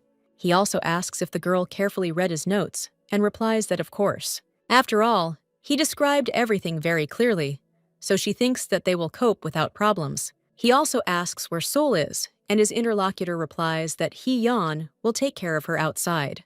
Then Yoon-hye replies that they can concentrate on the task, and suggests that they get it over with quickly, because he already misses Sol-ah. The guy claims that she is so jealous of Hee-yeon. After all, she's probably having a lot of fun with Sol-ae right now. The girl at this time uses her powers and claims that this mother is a bear, and the strict one is Papa Bear, and the other bear is Sol. He. Yeon is shocked and wonders if the toys can really move on their own. The girl insists that the rabbit is Aunt Hee-young. A little while later, the protagonist understands. Judging by the magical glow, they finished off all the monsters. Yoon-hye claims that there is no one left on her side either. And then the guy suggests getting rid of the undead bodies and going to Sol-ae. A little while later, they turn to Hee-yeon and claim that they have returned, and also ask if everything is okay. The girl replies that something strange happened, and she is not yet sure whether it is worth asking them about it. After which, they see the girl using her powers, and Hee-yeon says that maybe she is a magician. After consulting with Yoon-hye, they decided to tell Hee-young about Sol-ae's abilities. Firstly, it would be stupid to deny it. And secondly, Hee-young is not the type to reveal other people's secrets, and the woman says that it's understandable. After which, she asks whether it is better to keep it a secret, to which her interlocutor replies that if she presses otherwise, the baby might have problems. And the Tower of Magicians is now actively searching for additional power. The Tower of Mages is a union of unique mages, and they are very rare, and also have incredible potential. In their previous life, they took advantage of their influence and took Sol-ae away. He tries to teach the girl to control her power in order to protect her from them. Hee-yeon asks if this means that their coming there also has something to do with it, after which she even says that she will go with them, because suddenly someone is hiding in the field. Their main character asks if she is sure. The woman replies that for Sol-ae, she is ready to do anything, and the more the better. And besides, she wants to take the opportunity to show off her new sword. A little while later, they are already heading to the battlefield. And when the little girl comes there, she says everything there is so shiny, and the man wonders if she's talking about magic. Ordinary people can't see it in the air. Sol, says she loves Vietnam there. It's so fresh. Lee Seo-jun notices the magical glow on the stone fading, and the girl says she feels much better. Lee Seo-jun immediately screams that they need to run to the exit, and when they take off, To Yoon-hae wonders why the siren sounded exactly when they entered the battlefield, but it signals the formation of a rift. But at that very moment, the exit is blocked by a pile of stones, and a message appears that the boss has appeared on the battlefield. A sudden quest with a rocky terrain boss has begun. Lee Seo-jun claims that this sound warns of the boss's appearance. The little girl turns to her father in surprise, and he tells Eun-hee to stay as far away from the boss as possible because he is sure that she will be able to protect Seoul. And she is the fastest of them all. Lee Seo-jun understands that he had already made sure that there was still a lot of time before the boss would appear. And besides, they don't just appear out of nowhere. Maybe he sensed magic, and then the guy says that it is approaching, so let them disperse. The monster begins its attack, and the guy realizes that it is a mountain golem, a monster that heals wounds with stones. If they act hesitantly, they will only attract his attention and get hurt. They need to find a way to defeat him in one blow and find his core. But at that same moment, Lee Seo-jun notices Hee-yeon on the monster's other hand, and the girl points at something, after which the guy nods and understands that most often, the core of a mountain golem is located either on the back of the head or on the neck. If they rush, they will only anger him, so they must remain in their positions and simultaneously strike the core. But at that very moment, the earth shakes, and the guy wonders if it's an earthquake, but then he realizes that everything is wrong. After all, the golem had begun to move. Lee Seo-jun realized that, if it was drawn by magic, it would pursue the source of its radiation. Anything now? The guy strikes the golem's head. Hee-young asks what he is doing and whether he understands that he will draw his attention to himself. Lee Seo-jun responds that they must get rid of him before he notices Seul-ah, and they need to strike now and focus. Hee-yeon, she understands that she shouldn't rush like last time, otherwise she'll lose another ball, and she also needs to remember how it felt during training and hit the ball with absolute precision, after which the girl does so and realizes that she succeeded because she was able to cut it. But at that very moment, Lee Seo-jun grabs her, and the lady asks, "What's the matter?" Hee-yeon cries out that she got it right the first time so they don't have to rush anymore. But her interlocutor replies that he has not yet plunged into eternal sleep because the golem is alive and continues to move. His core is hidden not in the back of his head or neck, but somewhere else. Until they teach him to destroy his core, he will regenerate and attack again. But the girl wonders where else the core could be, and at that very moment, the two fall onto the golem's palm. When they notice that he raises his other palm, they understand that he wants to crush them with his hand, and there is nowhere to run. But at the same moment, someone else stops the golem's hand, and the guy thinks, "What's going on?" After which, they see the ice bear. Meanwhile, Yoon-hee runs away with the baby and realizes they're safe there. Thanks to the efforts of Seo-jun Yi-hee, they were able to escape from the golem, but now the guys are probably in danger. The girl turns to her mother and asks if this is a bad monster, and if her father and Aunt Rabbit are in danger. The woman replies that yes, that's why Mom should help them, and then the little girl says that she will help too. The woman asks what she is talking about, but when she turns to the baby, she realizes that steam is coming out of her mouth. It sees that ice begins to appear behind the baby, and the girl uses her power, after which he creates something with her help, and her mother wonders what is going on, after which she sees him all the time as a baby lying on the floor.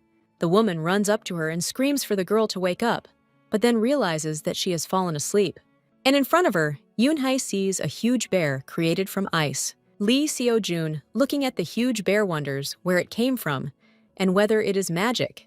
The protagonist claims that the golem's movement is currently limited, so they should take advantage of the opportunity to escape, to which his interlocutor replies that it's fine. The guy understands that he is sure that it was magic and that he is the only one of them who is capable of casting spells.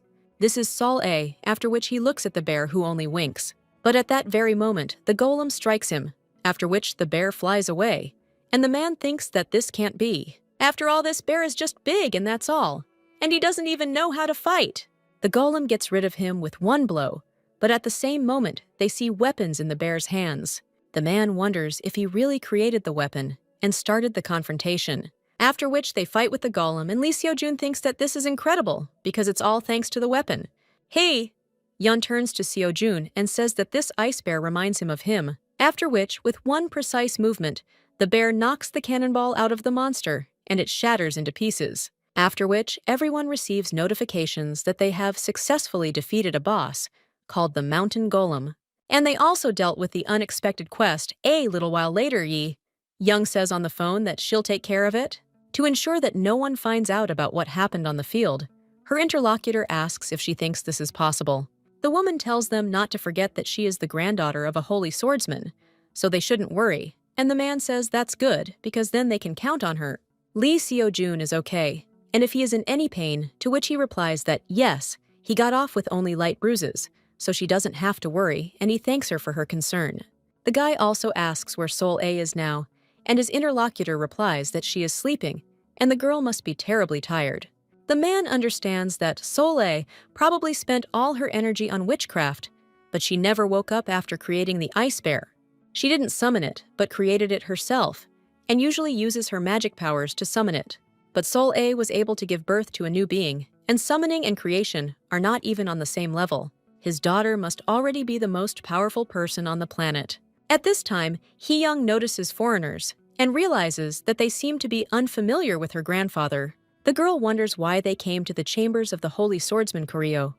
But at that moment, someone gets out of the car and asks for forgiveness, and also says that they must have been a little confused by his guards. The man also says that he does not need to talk to the lady and asks if she has a minute. A little while later, Lee Seo-jun approaches Sol A and asks if she remembers that ice bear. When the little girl looks at him in bewilderment, the guy understands that she most likely created him unconsciously.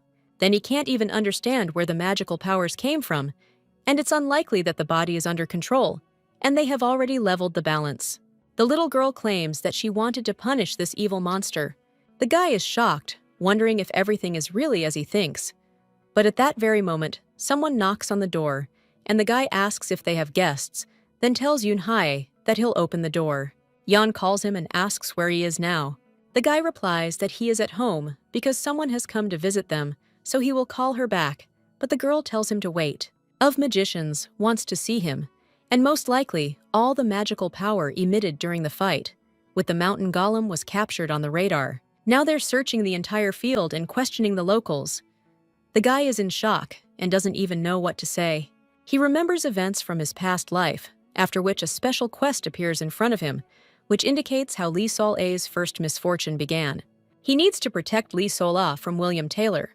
The boy is shocked, wondering if it's really him behind the door. But at that very moment, someone else turns to Seo-jun and asks if something is wrong. Lee Seo-jun looks at his wife's shaking hands and then says on the phone that he will think of something and they will call each other when all this is over. The man leans towards his daughter and claims that because of what happened on the field, people from the Tower of Magicians are looking for them, and he thinks that they came to them for a reason.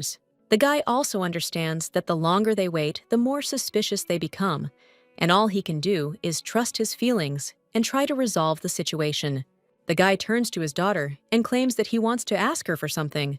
A short time later, someone thanks Lee Seo-jun and Yoo Yoon-hae for agreeing to help with the investigation. The man claims his name is William Taylor and that he came from the Mage's Tower. They must be a little surprised by his arrival, but they rely on their honesty and willingness to cooperate. The protagonist replies that it's fine. Then, he realizes that William Taylor is here. In his past life, he was a resident of the British branch of the Wizard's Tower.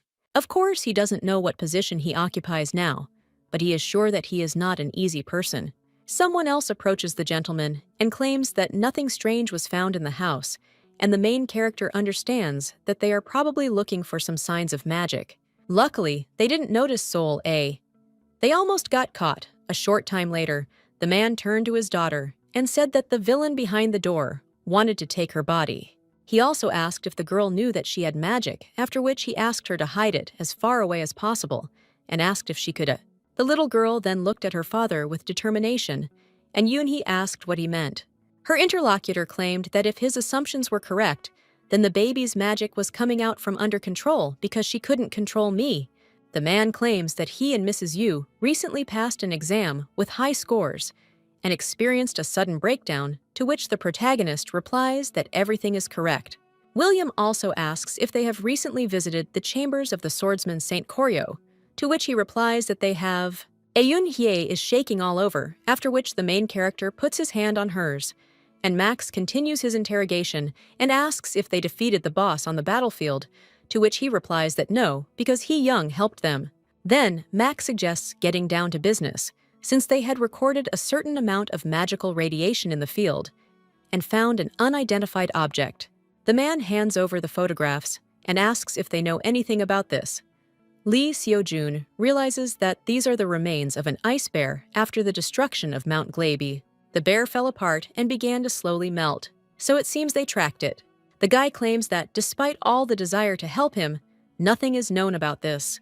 William, observing these two, realizes that they both emit magic, but they do not look like they are magicians themselves, and they must have made a mistake, after which the man says that it is good and thanks them for their help in the investigation. A short time later, they contact Hee Yeon. The woman desperately turns to Sol-ah. The little girl also turns to Auntie Bunny, who claims she almost fell into an eternal sleep from excitement. Yoon-hee replies that she did too, because she thought it was the end. Sol-a was also a little scared, but it's good that everything is okay now. Yoon-hee says that since everything is all right, they shouldn't worry about the Mage Tower anymore. Lee Seo-jun suggests thinking about it tomorrow, because the morning is wiser. But at that same moment, the man pays attention to the quest status and realizes that it is still listed as incomplete, meaning Sol-a is still in danger. They got rid of the immediate threat, but if William Taylor had noticed the girl's magic, he would have been able to resist him. But he's only slightly stronger than a normal person, so he wouldn't be able to stop him. He also understands that if it had been anyone else in his place, he would have lost anyway. Mage Tower, but the entire world could start hunting the baby. He ignored this fact, thinking he was stronger and smarter than everyone else. That same evening, the boy looks at his family and realizes that he must do everything possible to become even stronger. He hardly used the knowledge he acquired in his past life, but now is not the time to worry about it. First, he has to find this lady, and a week later, an advertisement comes on in one of the cars, where the woman claims that she will take the opportunity to prove the indispensability of their products. People driving in the car claim that the advertisement just turned on. Her interlocutor asks if the lady can handle it alone, and she replies that yes, this is not her first time in the dungeon, and besides, she only goes there for commercial purposes. A little while later, the woman gets out of the car, and everyone says that it is Ha-i-ram. She really is the daughter of a high-tech company director, and you just have to look at her gear because it's simply incredible. The woman loads one of the pistols and seems to be demonstrating it. She also realizes it's time to get started and enters the Ganghwamun Station dungeon. People understand that there is not a single monster in the area and wonder if someone has already cleared everything out. She has a firearm and protective gear, and besides, she's in excellent shape, so why can't she shake this strange feeling? It's strange that there's not a soul there and there are no monsters at all. But at that same moment, she notices someone else and realizes that there is another hunter there, and he probably arrived before her. The woman understands that she will ask if there are monsters there, after which she asks for forgiveness, but the hunter immediately runs at her, after which he is pushed and wounds her with a knife. People point guns at him, and when you see someone else there, you say what crazy idiots they are, because they didn't find any monsters there and decided to fart on a man. The lady also understands that no matter whose evil intent it was, she'll put everyone into eternal sleep when she gets out of there. But she is still not sure that she will succeed. And at that very moment, someone jumps on one of the villains, after which they all break his back with a blow. The woman immediately points a gun at the man. It turns out to be the main character, and he just watches as one of the guys writhes in pain. The guy wonders if this guy has already passed out, and his colleague screams, "Where did this guy come from? And is he really this girl's security guard? Well, let him mind his own business." After which, this man tries to wound the main character, but he stops him with a spear and then hits him in the neck, and the villain passes out. The woman watches the guy in shock and asks who he is. The young man replies that he was just passing by. The young man realizes that Hi-Tech is the most famous weapons manufacturer in Korea. This company provides all kinds of hunting gear, weapons armor, and consumables. The girl he saved is the company's director, Ha-yi-ram. The lady looks at the guy's statistics and claims that she was a little doubtful when he said that he has a daughter, and therefore he is not her knight in shining armor, but a married man with a child. his daughter's mother is his classmate named Yoon-hee. The guy replies that, yes, they're not married, but he likes someone else. He also exclaims, "Is she testing him?" His interlocutor replies that he's willing to answer, but knows when to stop. She also tells the guy to sit down and insists that he told her everything himself. She called him to thank him because he saved her life. The woman also claims that she pays generously and also offers him to give her account number, but the guy replies that it is not worth it. His interlocutor tells him not to be shy, as she'll give him more if he wants, but he says it's really not worth it. He thinks it's a tempting offer, frankly, and the sheer amount of money is simply mind-blowing as the woman has already entered 800 million won. Seo Jun understands he can invest it profitably, but now the guy insists he didn't do it for the money. He understands that if he accepts this sum, he and Ha Yi-ram will never see each other again. The woman insists the guy isn't that simple and says, "Okay, if he doesn't want to take the money, will he accept the gift?" Lee Seo-jun asks if she's talking about the gift, and she replies, "Yes, and she has 2 gifts." A little while later, the guy asks if she's talking about entering a dungeon, and the woman tells him to read the description and decide whether he'll accept the offer. The Tiger's Lair is an unexplored dungeon, and a new monster has been discovered there, and they also selected hunters willing to go there. But one problem arose, after which, the woman points to the photo and claims that this happened to the team since 5 people supposedly fell into eternal sleep. This photo was found on the film of one of the missing people, and when someone went there, he asked where everyone was, after which they screamed that they were there and asked for help. The hunter understood that there were 2 people there and told them to wait because he was coming. But what the guy could see in front of him was the last frame. The young man looking at the photo wonders if it is really white fur, and the woman claims that she wanted to go there herself, but because of what happened, she cannot. The guy asks if he needs to find out about this monster and asks when exactly his help will be needed, but the woman tells him to wait and asks if he is going to go alone. She also wonders if he is not himself since several people died there, but the young man asks what is wrong with Togo since he is ready, and the lady wants to test him to find out what he is capable of so he can handle it himself. When the guy leaves, the woman watches him from the window, and the security guard asks if he can handle it alone, to which the lady replies that yes, he wanted it himself, and the young man thinks that this is a test. And it also seems like these aren't just words. He really is someone. A short time later, the protagonist returns home. At that very moment, the little girl joyfully greets her dad, and the boy realizes that home has never seemed such a warm place. Upon returning there, all the fatigue seemed to evaporate because he saw his sweet daughter and beautiful wife. Well, maybe it would be better to say a beautiful ex-girlfriend, but it still sounds strange, so the guy understands that he should skip this point. Then the little girl says that daddy smells delicious, and the guy turns to Yoon-hae and asks if he smells like something, after which the girl says that it's worth taking a look. She approaches the main character and sniffs his clothes, and the guy realizes that the last time he felt her so close was in his past life. But she is so cute. The girl immediately asks if this is women's perfume, after which he keeps saying that Seo Jun doesn't wear perfume. Meanwhile, the guy remembers how the woman told him that if he's with the wrong idiots, he should help her.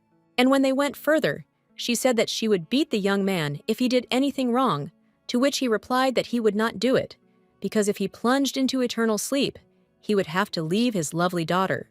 Now the main character thinks that maybe this is the matter, and the little girl asks her daddy if he really has a mistress, after which the guy wonders where she got such words. Yoon-hee tells Lee Seo-jun to look into her eyes, and the guy at that moment screams that he is not guilty of anything, after which the lady asks if this is really so. The young man invites her to look into his eyes and asks if they can lie. In his thoughts, he swears that he has no one and that it's a lie. And Yoon-hee looks intently into his eyes as if looking into his soul, after which, with a smile on her face, she says that it seems he is telling the truth. She also tells the guy not to be so nervous because she has something to say to him, but her interlocutor understands that it seemed like she had a lot to say. Meanwhile, the little girl turns to her father and tells him he's alive, and the boy realizes the television is the devil's toy. A couple of days later, the boy finds himself at the entrance to a dungeon called the Tiger's Lair. The young man also realizes that there's no one there, because the clearing rights belong to Ha Yiram. At this point, one of the workers approaches Mr. Lee Seo-jun and claims that these are his consumables. The worker also apologizes, but claims that the gentleman did not ask for a flashlight and claims that he can give him his own if needed. But the guy replies that it is not worth it because he does not need it. Afterwards, he takes the backpack and claims to be clearing the tiger's lair. When he enters, a notification appears informing him that he's entered an uncleared dungeon and that this is the beginning of a special quest. It also states that a dungeon called the Tiger's Lair must be cleared. The young man understands that the main characteristic of this dungeon is it's pitch dark, and even the brightest flashlight won't help in such a place. But he's still confident in his abilities. The guy looks at his hand and realizes that he didn't think he would need it here. But it's a night snowflake. It provides night vision, and he acquired it in the hidden dungeon he and Kang Dae-ho cleared. He puts the snowflake in his mouth and realizes it's time to use it. Of monsters attacks him, but the young man quickly swings his spear, dealing with them all. The guy also understands that it is strange that those hunters have fallen into eternal sleep and that they only take on monsters by quantity, and it is quite possible to deal with them alone. They don't look anything like the monster he saw in the photo, and they are quite weak, but there are a lot of them. At that moment, the boy notices that the monsters have stopped moving and wonders why they're frozen. At that moment, he hears a voice asking for help. The young man understands that Ha Yiram said that they supposedly fell into eternal sleep, which means that this is not yet a confirmed fact, and there is also a high chance that they are still alive. The boy puts down his backpack and realizes he needs to approach carefully. Judging by the monster's behavior, they're somewhere around here. He opens the door and realizes he remembers the last recording on the camera being the screams of the dead hunter, meaning the monster reacts to sounds or vibrations. But when the guy opens the door, the monster turns to him and claims that he has come, after which he opens his mouth at him. The main character immediately strikes him, and this monster screams that it hurts, but the guy understands that it's not about the sound, because this monster operates according to a different scheme. He simply lures hunters there and devours them, and also imitates the voices of the people he's consumed to lure in new victims, and his name is Devourer. The monster, meanwhile, wonders how the guy knew since he can see. His boyfriend realizes that this is the same monster about which he could hardly find information in his past life, after which the monster strikes, and her hours getting out from under the fragments, realizes that he is already prepared to plunge into eternal sleep. And this monster is faster than he thought. Well, the main character doesn't have time, but he remembers how the monster deals another blow, and the young man realizes that he managed to avoid the blow with the help of his spear, but his body must be quite weak. He just needs to find the right moment and deliver the decisive blow. But when the young man is about to attack, the monster begins to climb the wall and says that he should be spared because he does not want to plunge into eternal sleep. Lee Seo-jun realizes that this monster imitates the voices of those who have fallen into eternal sleep, and at the same moment, he hears the voice of his daughter, who is talking to her mom and dad. After which, the guy notices that this monster is forming something on his back and thinks what he is doing. When he opens his mouth, many faces appear from it, turning to Daddy. Lee Seo-jun is shocked and wonders if he is really figuring out his weakness, after which the little girl turns to her daddy and says that she is so scared, and she also asks him not to leave her. The protagonist understands that he shouldn't react, and his consciousness understands this, but he's still unable to control the emotions inside, after which the monster opens its mouth and strikes.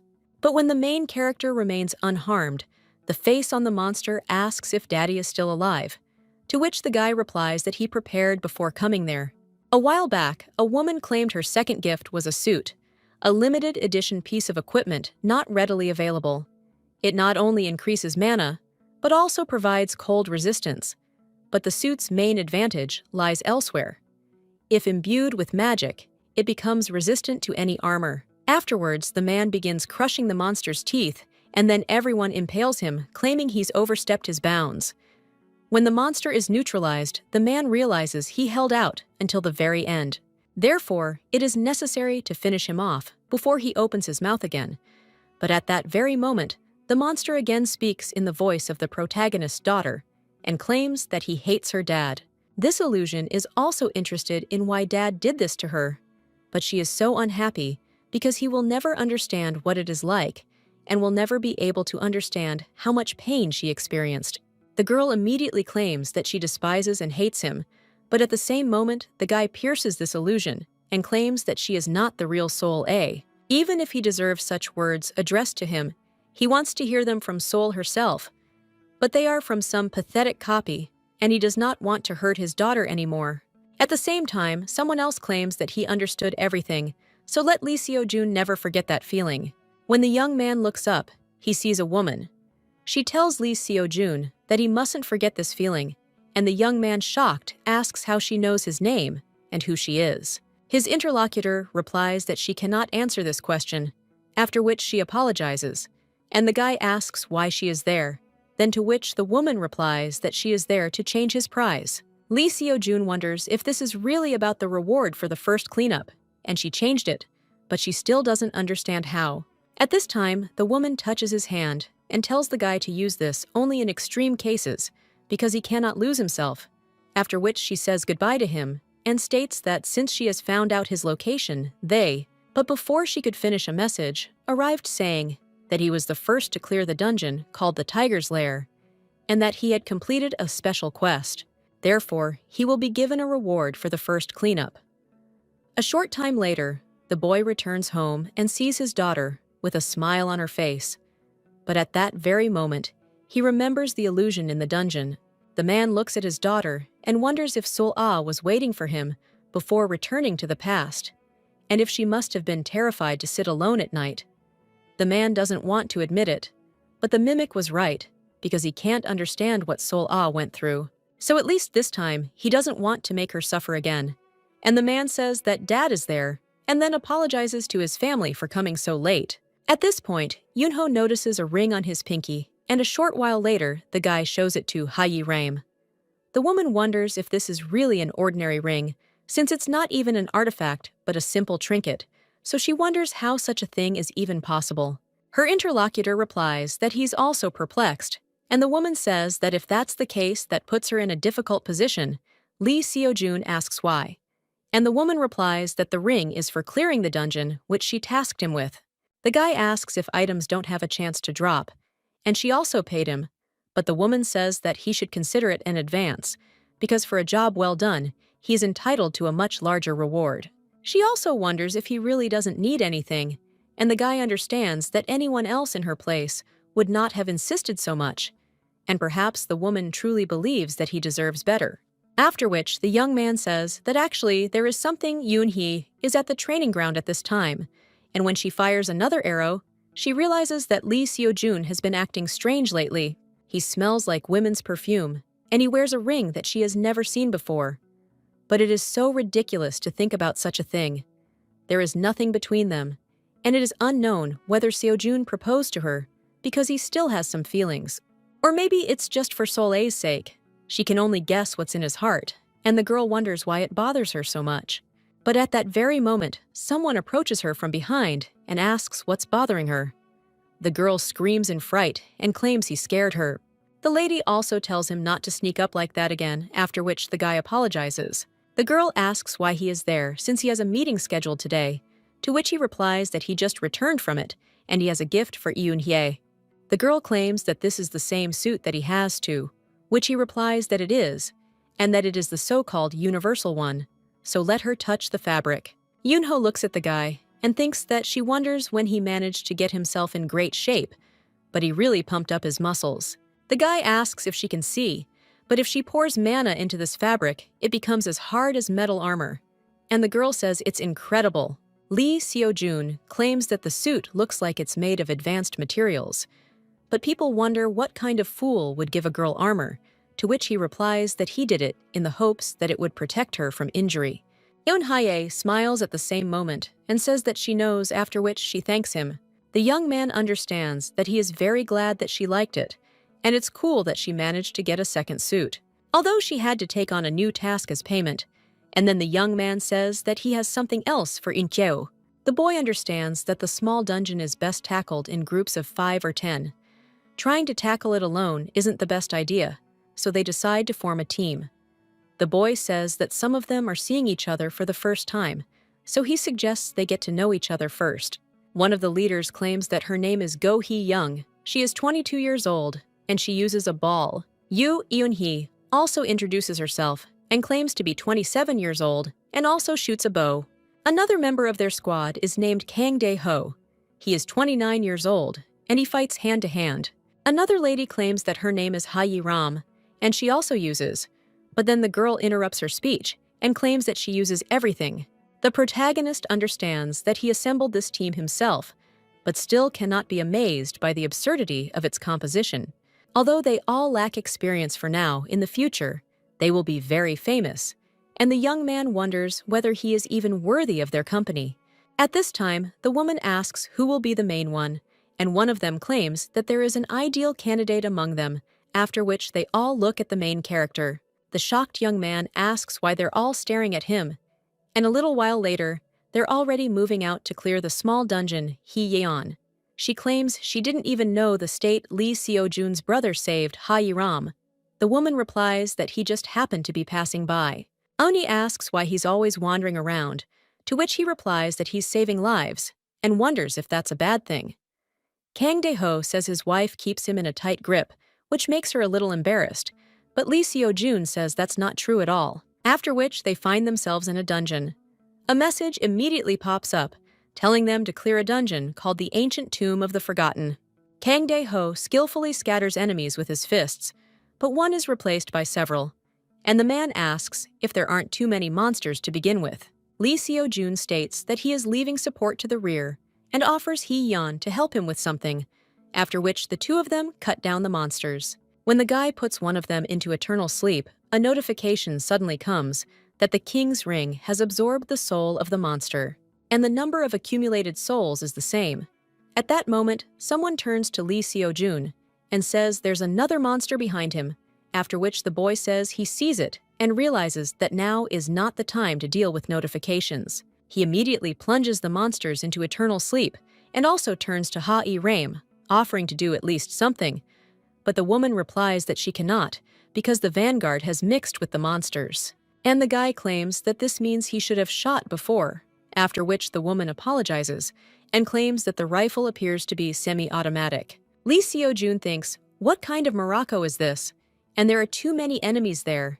And not only that, they are also armed and they won't last long without good protection. Then the guy shouts that they'll push back the monsters themselves and asks for everyone's attention. He turns to Hee-yeon, telling her to clear a path for retreat, and then does something, saying it is ready. Lee Seo-jun realizes that everything is perfect, after which he turns to Dae-ho, who also begins to act, after which he destroys several monsters with his foot pushing the rest back. The guy says that everything is fine and suggests retreating. He also turns to Ha-yi-ram and asks if she can shoot now. The woman begins to use magic and claims that she does not need to be asked twice, after which she fires her weapon and screams for these monsters to lie down. With her bullets, she destroys many monsters, and Dae-ho says in surprise that she dealt with this crowd alone. Hee-yeon says that the lady's fighting style is no less unique than Dae-ho's. The woman asks if her interlocutor claims that hunters rarely use guns. The guy also asks if Yoon-hye taught him that firearms are downright bad against monsters, to which the girl replies that yes, she probably pours mana into the bullets. Her interlocutor replies that it is unlikely, since in order to fill a weapon with mana, you need to touch it directly, and it is obviously difficult to do something like that with cartridges and magazines. People answer that this is why all her ammunition is made from materials found in dungeons, and they are very effective against monsters. Dae-ho, he says that this material is very expensive, and his interlocutor replies that this is exactly the case, because the fact that she shoots hundreds of slaughtered animals means so. However, the lady interrupts them and asks what good money is if you don't spend it. Dae-ho says admiringly that there is nothing surprising there, because she is the daughter of a tycoon, and the main character understands that among other things, he needs to check something, after which he pierces the half-dead monster with a spear, and he receives a notification that he has defeated the Draugr, and that the king's ring has absorbed the monster's soul, and the guy understands that he knew it all along, because he wasn't imagining it. This ring is activated when he plunges monsters into eternal sleep, after which the guy thinks what it is, because he has never heard of this ring even in his past life, and it looks like it is an artifact, but he has no idea how to use it. Perhaps something will happen if he pours mana into it, but at that very moment, someone asks his brother what he is thinking about. The guy replies that he just wanted to check something and thinks there are too many prying eyes there. A short time later, they enter another section of the dungeon and fight there. Hayuram understands that they are slowly getting along, and at first she was worried that most of them were still newbies, but everything is going surprisingly smoothly. The lady also takes notice of Lee Seo-jun and realizes that without his wise leadership, nothing would have happened, and that he is a more capable leader than she expected. A short time later, they approach the boss's room, and the lady claims she has the feeling they've stumbled upon some kind of ruins or something. Her companion claims the entire dungeon is one large crypt, so the similarities are unsurprising. Lee Seo-jun suggests entering, slowly keeping their guard up. They enter the room, and Dae-ho, looking around, claims the coffin in the middle looks suspicious. His companion claims she thought so too, after which the man says the boss is probably inside. But the guy replies that he is not in it, after which he suggests that everyone disperse, because he notices holes in the floor, and at the same moment, spears jump out of them. Lee Seo-jun. He says that the real boss is right in front of the coffin, after which the coffin's protector begins to swing, and the main character screams for Hee-young to be careful. The girl barely reflects this attack, after which Ha-iram helps her by shooting at the helmet of this monster, but she is more easily bounced off it. The woman asks if her pain can't penetrate the armor, and her interlocutor claims that all his armor is made of underground metal, so he needs to aim for the core.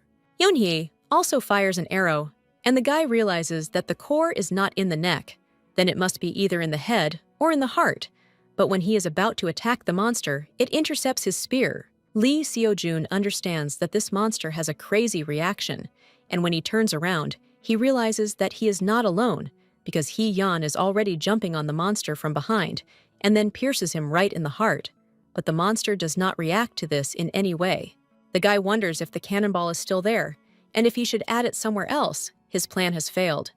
He also turns to Hee-yeon, but she cries out that she can't reach her ball. She also screams why this piece of iron is so strong, and he swings at the main character, and the guy understands that they rushed in vain. At that very moment, Dae-ho runs up to them, and hitting the monster, screams at the two, after which he attacks his hand and squeezes it with all his might.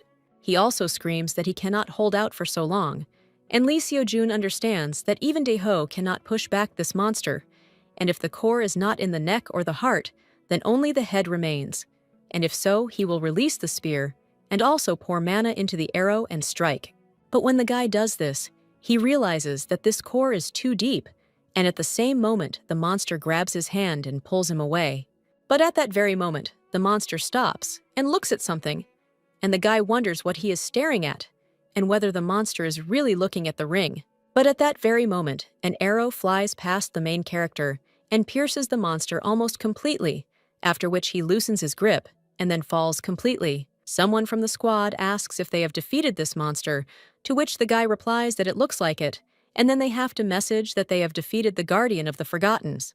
And also, the King's Ring absorbed the soul of the defeated enemy, and the guy thinks what it was. The message also states that the number of accumulated souls is now 87, and the young man wonders if it is really that many.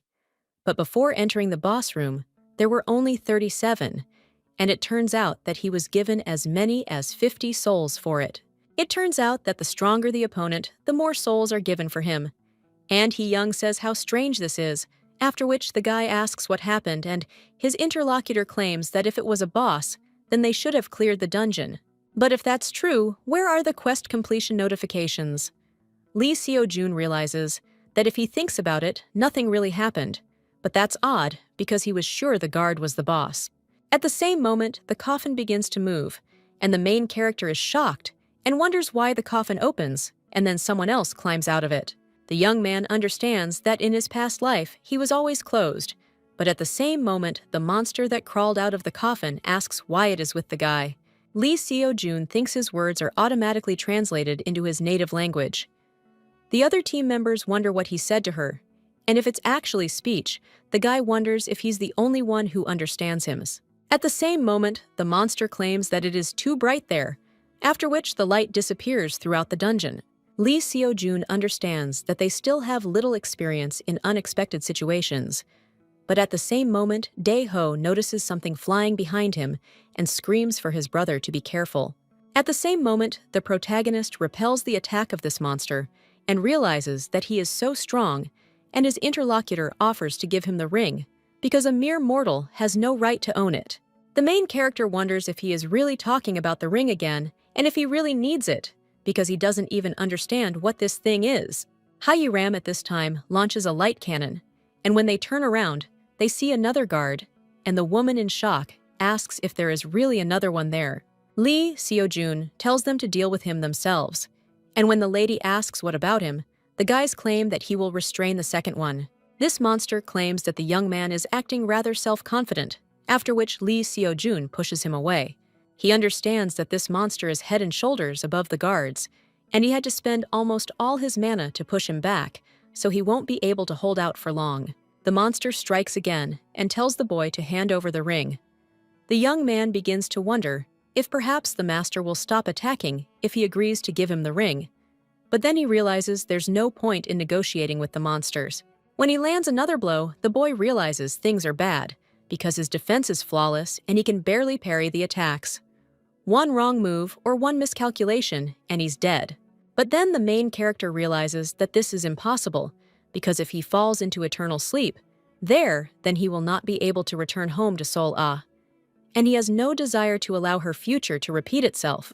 At that moment, a message appears in front of him, asking if he would like to use the king's ring.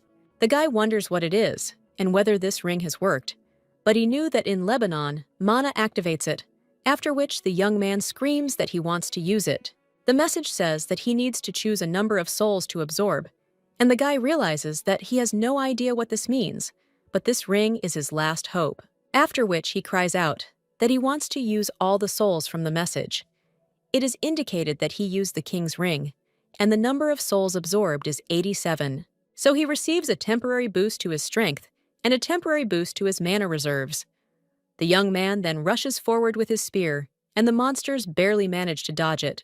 The boy realizes his body is vibrating with energy and is overflowing with mana, which was almost gone a moment ago.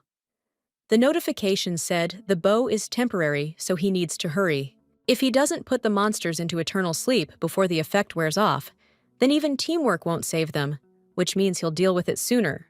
When the monster strikes, the young man jumps deftly, after which the spear breaks the monster's mask, and then he screams out, "What an impudent bastard the guy is!" Lee Seo-jun realizes that the monster seems to be losing patience, and no matter how fast his attacks are, his emotions are slowing them down.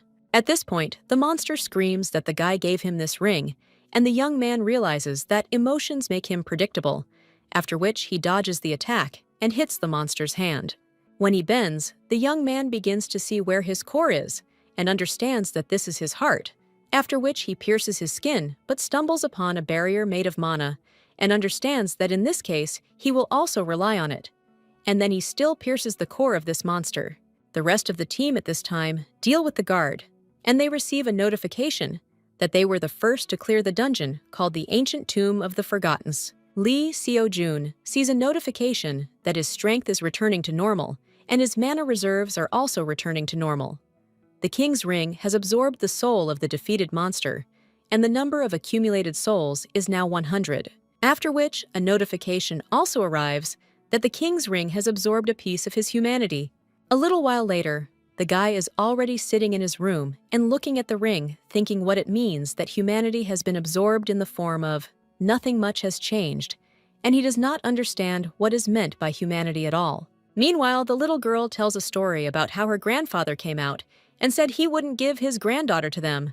Yuni says, "Wow, it seems like her grandfather loves Seoul-ah very much." Lee Seo-jun understands that when he sees the two of them together, he cannot help but smile. But when Eun-ho turns to him, he asks why he looks at them so indifferently. The guy asks what it is about when he looks at his reflection in the mirror, and thinks that it is quite strange, because usually in such a situation, it is difficult for him to hide his feelings, and he is always drawn to smile. So he doesn't understand what's going on, and why he can't express even a drop of emotion right now. He wonders if this is what humanity is absorbed, after which the little girl turns to her daddy, and he offers to hug her before bed, and the guy thinks that if he becomes hardened, bit by bit, to such an extent that he cannot even smile at the sight of Sola, and what if he loses the ability to feel, then what should he do in that case? Now the man hugs his daughter, and says that of course, and also wishes her good night. At the same moment, he receives notifications that he has restored a piece of his humanity. The guy wonders what kind of notification that was. Just now, and when he strokes his daughter's head, he receives another notification that he has restored a piece of his humanity. The main character thinks that he has long noticed that every person is healed near Sola, and wonders if it is really about her. The man addresses his daughter in a trembling voice, after which everyone hugs her, shouting that she is his lucky star, and the girl smiles in response. A little while later, someone in the office turns to his interlocutor and claims that he heard him looking for him.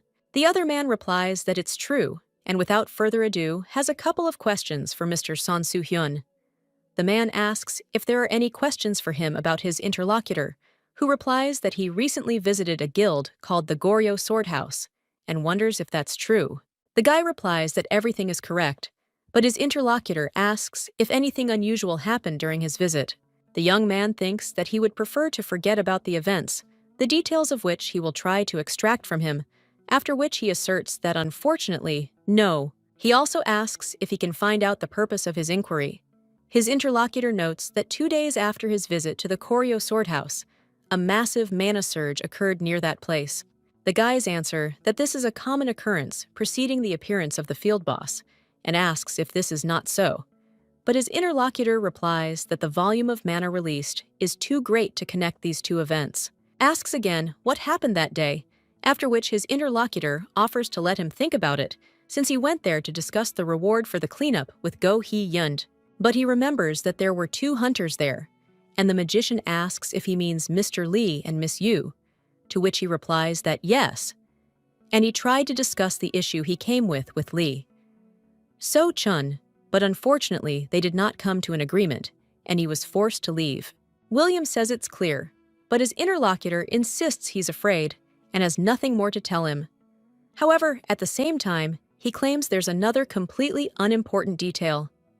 There was another person in the Goryeo Sword House that day. The man wonders if there was anyone else there besides Mr. Lee and Miss Yu. His interlocutor replies that yes, and most likely it has nothing to do with the incident. But then when he arrived, Lee Seo-jun agreed to talk, but suggested going outside. Sung-soo asked why he should obey him, to which the boy replied that there was a child sleeping there and asked for understanding. His interlocutor asked if it was Go Hee-yeon's child, to which the boy replied that it wasn't. It was his daughter. And now, Sung-soo claims that Lee Seo-jun's daughter was there. Meanwhile, the protagonist looks at the stone in his hand and wonders what to do with it.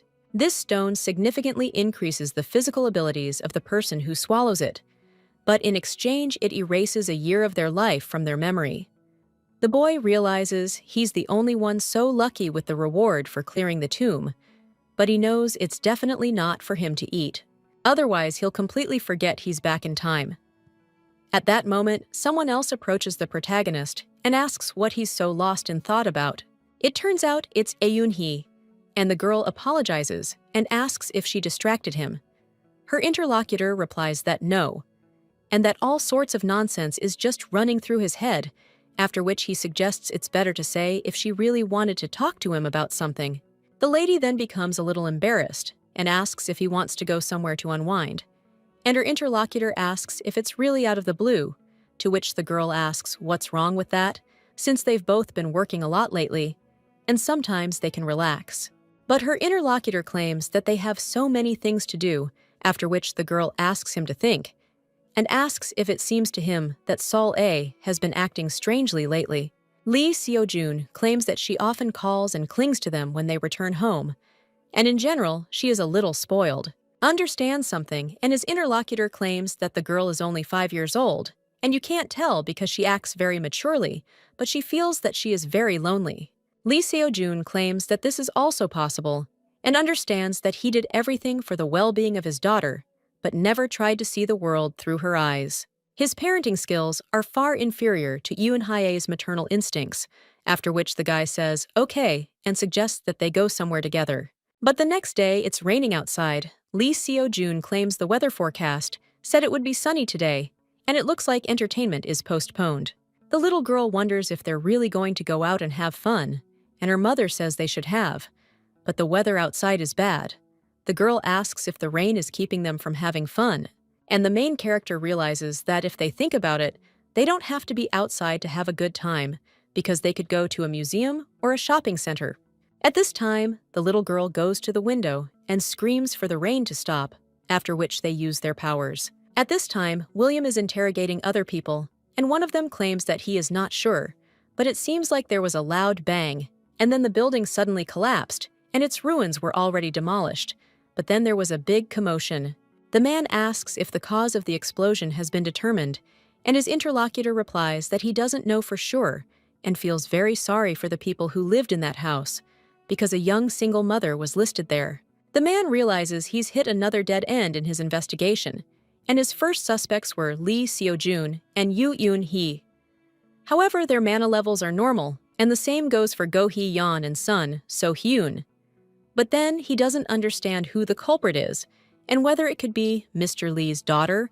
But then the man realizes that she is still too young, and looking at the sky, he understands that even the weather is not on his side. But at that very moment, the baby uses her magic, and the cloud immediately disperses, causing the man to go into shock and even drop his umbrella. The main character at this time also watches this in shock, and the little girl claims that the rain has stopped and asks if they can now go have fun. Lee Seo-jun, observing his daughter, realizes she looks better than she did with the ice bear. And does this mean that magic of this level is a mere trifle for her? This girl is his daughter, but the depth of her gift is incomprehensible to him, and yet there had to be a big surge of mana, and if William Taylor is still in South Korea, then they should provide themselves with an alibi as quickly as possible, after which the man suggests going for a walk. A little while later, they find themselves at the zoo, and the guy orders 2 adults and 1 ticket for a kindergartner. The little girl immediately screams that she is not little anymore, but the man offers to go look at what is written on the sign, to which the little girl replies that there are kindergartners there from 3 to 5 years old. The man says that she is a good girl because she can already read Korean and asks if she is not a child prodigy, to which the girl replies that she is, after which the man asks how old she is, to which she replies that she is 5. After which he asks where 5-year-olds go, and she answers that they go to kindergarten, and the man claims that he thinks all children want to grow up faster.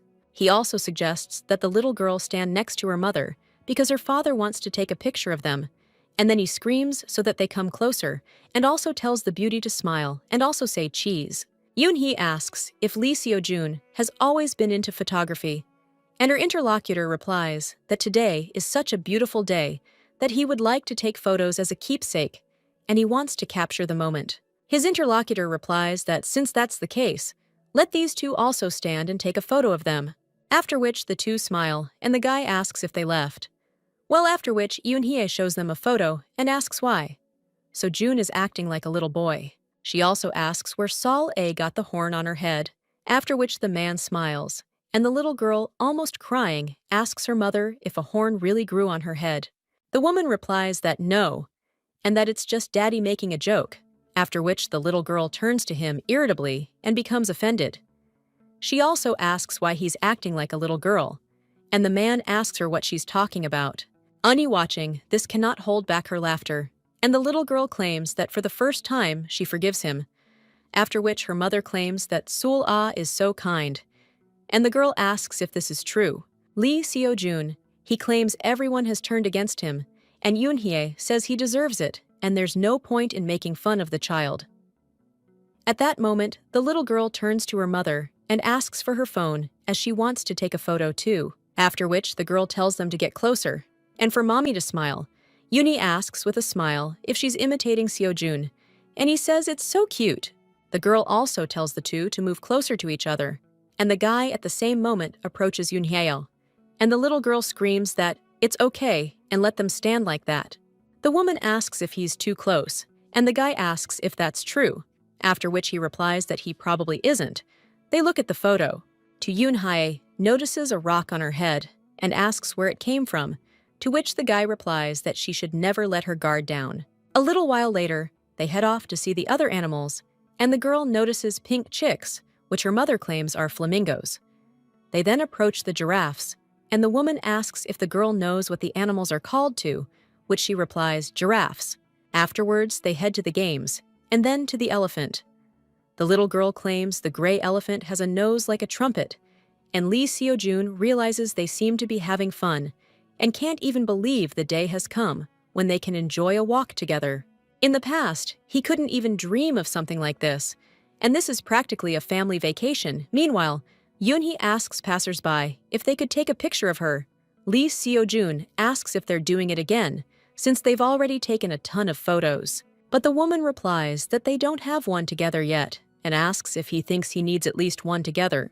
After which she also tells Seo-jun to come over to them, and the little girl also tells her dad to sit in the middle. The man immediately goes over to them and realizes that this is it. He missed out on so many happy moments in his past life.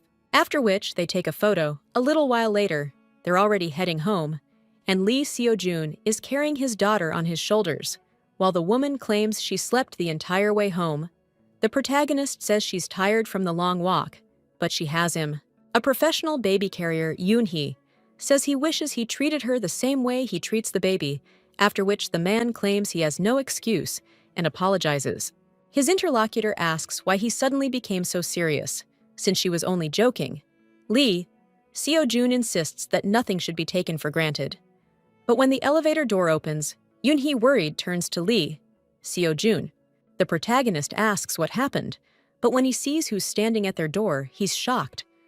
The man asks what kind of meeting this is and addresses the three of them by name. A little while later, they are already sitting in the living room and asking how they can help Mr. Taylor.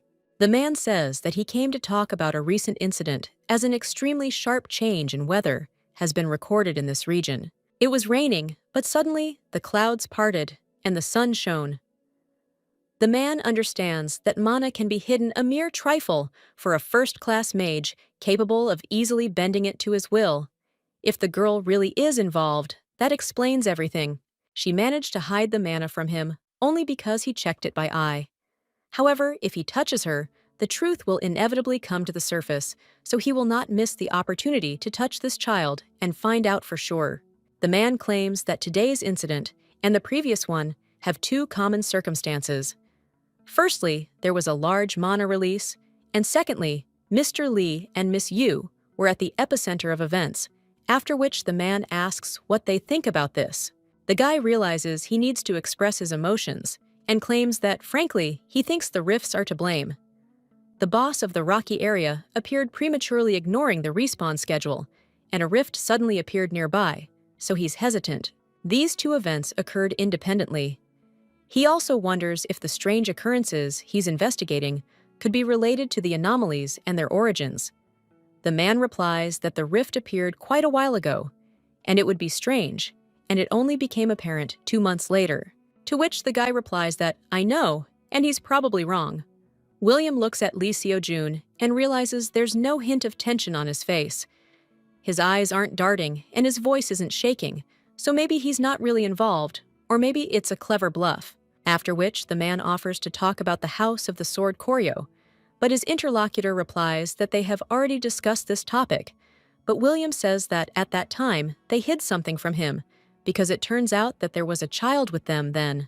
Eun-hee shudders from this, and the man realizes that they are caught, after which he asks if they were together with their daughter at the moment the rift occurred. Lee Seo-jun replies that Dano asks what happened to Togo, and his interlocutor claims that he is afraid that the girl might have picked up some strange object on the street. Lee Seo-jun asks what he's talking about, and the man replies that this happens as it's not uncommon for children to find lost artifacts and unknowingly cause incidents. Well, after which he also says that if they don't mind, he will check. However, when the man reaches out to the girl, the main character grabs him. He apologizes, but wonders if he could take his hands off her. William says that's an overreaction, and asks why he needs to take his hands off her, but the protagonist insists that he should be the one asking questions and asks why he's suddenly so interested in his daughter. His interlocutor claims that he is sure that the recent incidents are connected and that a powerful magician is involved in them, so it is possible that the girl is that very magician. Lee Seo-jun argues that this is absurd, as how could one person cause such a massive release of mana? William claims that the Tower Master has already pulled this off. Lee Seo-jun wonders if they think their 5-year-old daughter is on the same level as him. His interlocutor insists that if there was a mistake, he will offer a sincere apology and leave their house immediately. In accordance with the Hunters Association's rules, he asks for their cooperation and for them to step aside. Yeonhee argues that Sola isn't a hunter and therefore has no obligation to cooperate, while the man asserts that, as her legal guardians, they won't allow him to neglect their daughter's rights. William insists he's returning to the UK tomorrow, so he doesn't have time for official procedures. He immediately connects the two with MANHWA and insists there's no need to worry, as he'll just quickly check something. The man then touches the baby and feels a massive amount of MANHWA, like an entire ocean. He immediately pulls his hand away and falls to the floor. Lee Seo-jun realizes the bonds have loosened, after which the Mak rises from his seat and begins using sinister magic to harm the baby. The protagonist immediately screams and curses him, but William turns to face him. He turns to Mr. Lee and asks why he's protecting this consciousness, since it's not human, it's just a monster. The man screams that it can't exist, and if they leave her alive, this creature will one day destroy the entire world. The guy remembers how in a past life, someone screamed that she was an evil witch who destroyed the world, and because of her, his family plunged into eternal sleep, so he will avenge his parents on this soulless monster. They all wanted to put the witch into eternal sleep and attack her. The boy also recalls the sacred sword's words telling him to stop, because this girl isn't his daughter, just a monster. Now the man claims that it is not up to this magician to decide this, and that he is obliged to raise the girl, so that this time a catastrophe does not happen, because she is not a monster like his daughter. William says that they don't understand him, but when the main character calls him names again, he suggests that they stop resisting.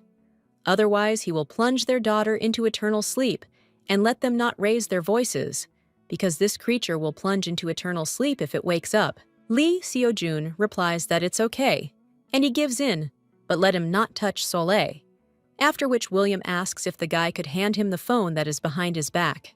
The boy asks what he wants to do, and the man replies that this child contains incredible power, and he is sure that it will help make a huge contribution to magical progress. Lee Seo-jun asks if he is really going to take her to the tower as a magician, to which the man replies that everything is correct, and he promises that she will be treated humanely. The protagonist realizes this man is a damn liar, since in his past life, he simply kidnapped a girl. Meanwhile, William asks for a phone number. Well, his interlocutor claims he forgot about someone focusing on him, and Sola.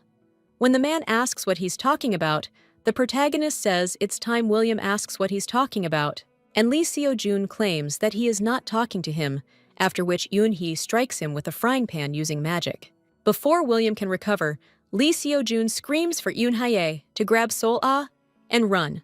William is about to hit her with magic, but Lee Seo-jun lunges at him and knocks him down, telling him not to dare. When the girl runs out of the apartment and slams the door, the main character understands that this is good. But at the same moment, the wizard throws him up with the help of magic. But when the guy falls to the floor, he immediately pushes off from it and kicks his enemy, from which his enemy falls. But he immediately rises and begins casting a new spell, crying out that it's pointless. Lee Seo-jun grabs his weapon, and William realizes it's a bit of a bummer, but insists it won't save him, as he only helped him buy time. Lee Seo-jun realizes that he can't get close to him, and his enemy screams that resistance is useless, after which he throws the sofa at his partner, who barely manages to escape. But at that very moment, another spell flies at him. The protagonist realizes the state was a mistake, as drawing his weapon only increased the distance between them, and for a mage, it's crucial to always maintain distance. From a distance, it's much easier for him to aim, and even more time to prepare his spell. He will become a punching bag if he doesn't close the distance and disable his arms. But at that very moment, the wizard begins to lift the table, and the guy screams that he won't get caught twice, after which he throws the teapot into his hand.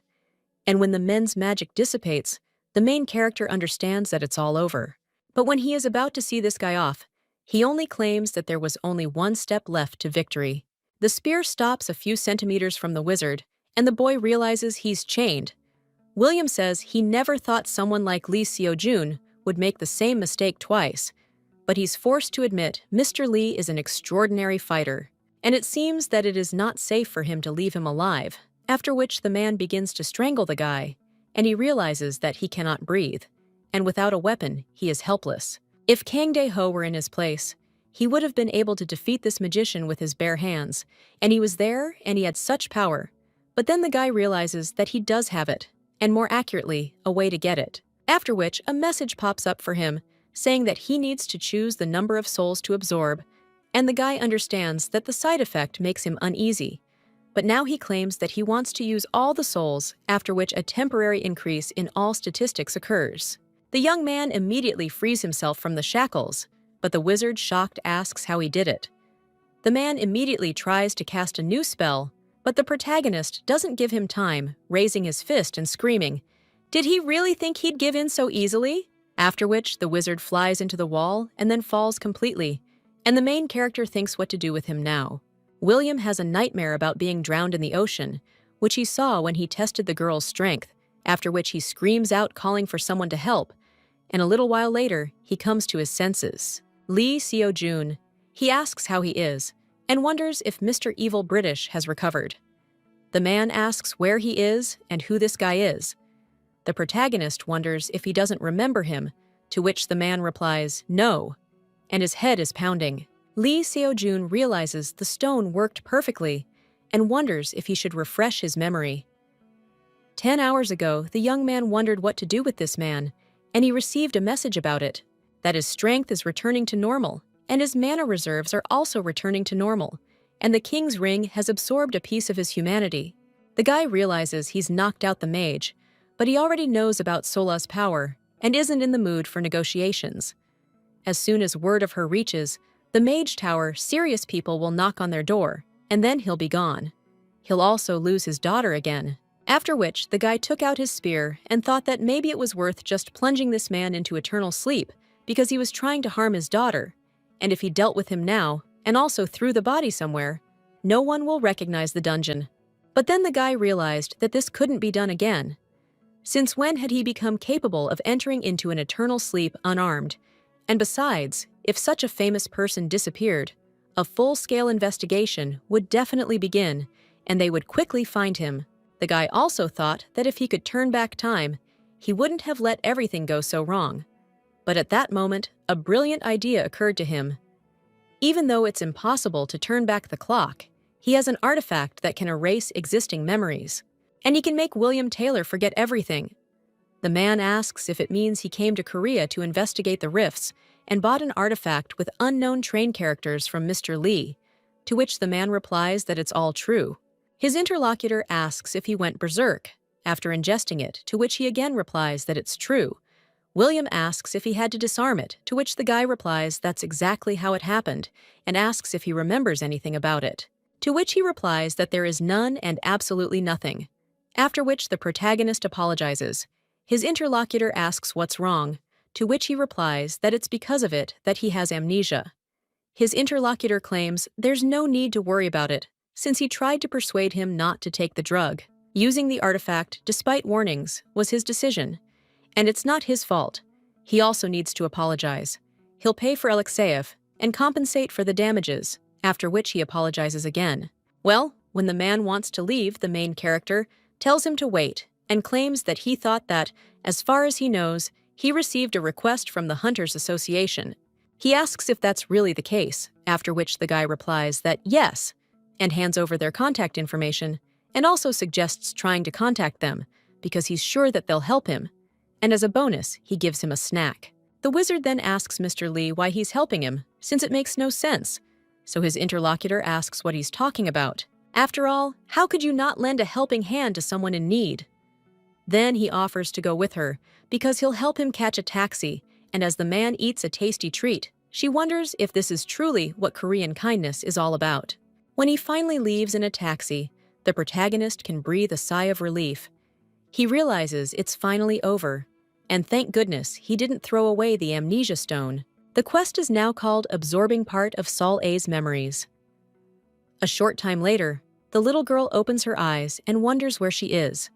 She realizes she's been kidnapped and brought to this place, after which she knocked on the door and screamed if there was anyone there.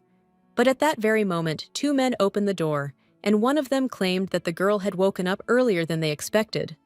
So what should they do with her? To which the other replied that they needed to call the development department.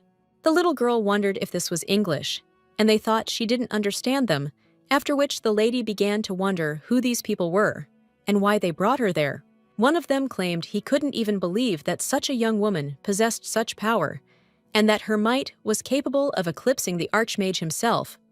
Another claimed he thought that was a slight exaggeration, but she was definitely there for a reason. After all, the girl would certainly be a great asset to magical progress. The girl then recalled how her mother had asked her to promise not to show her power to anyone but her mother, and she had to promise her. The father also said that the girl should hide her abilities and also promise that she will not use magic, and the little girl understands that it is her fault because she broke her promise and not only used her power, but spent all her manhwa. One of the men claimed that they had just received an order, and the other asked what it was, to which he replied that, for now, she needed to be put to sleep, and the other said that it was clear and that everything would be done, after which he used magic to put her to sleep. Another one asked what happened to her parents and whether she had been kidnapped from her home, to which he replied that her mother had already fallen into eternal sleep, and her father apparently did not pose a threat, and what he could do against the Tower of Magicians, and if he complained, they would quickly get rid of him. Afterwards, the little girl wondered if they were talking about her dad, and then remembered her parents wondering if she should really get rid of her dad. The girl immediately burst into laughter. One of the mages claimed that the sleep spell didn't seem to work on her. His interlocutor asks what he's talking about.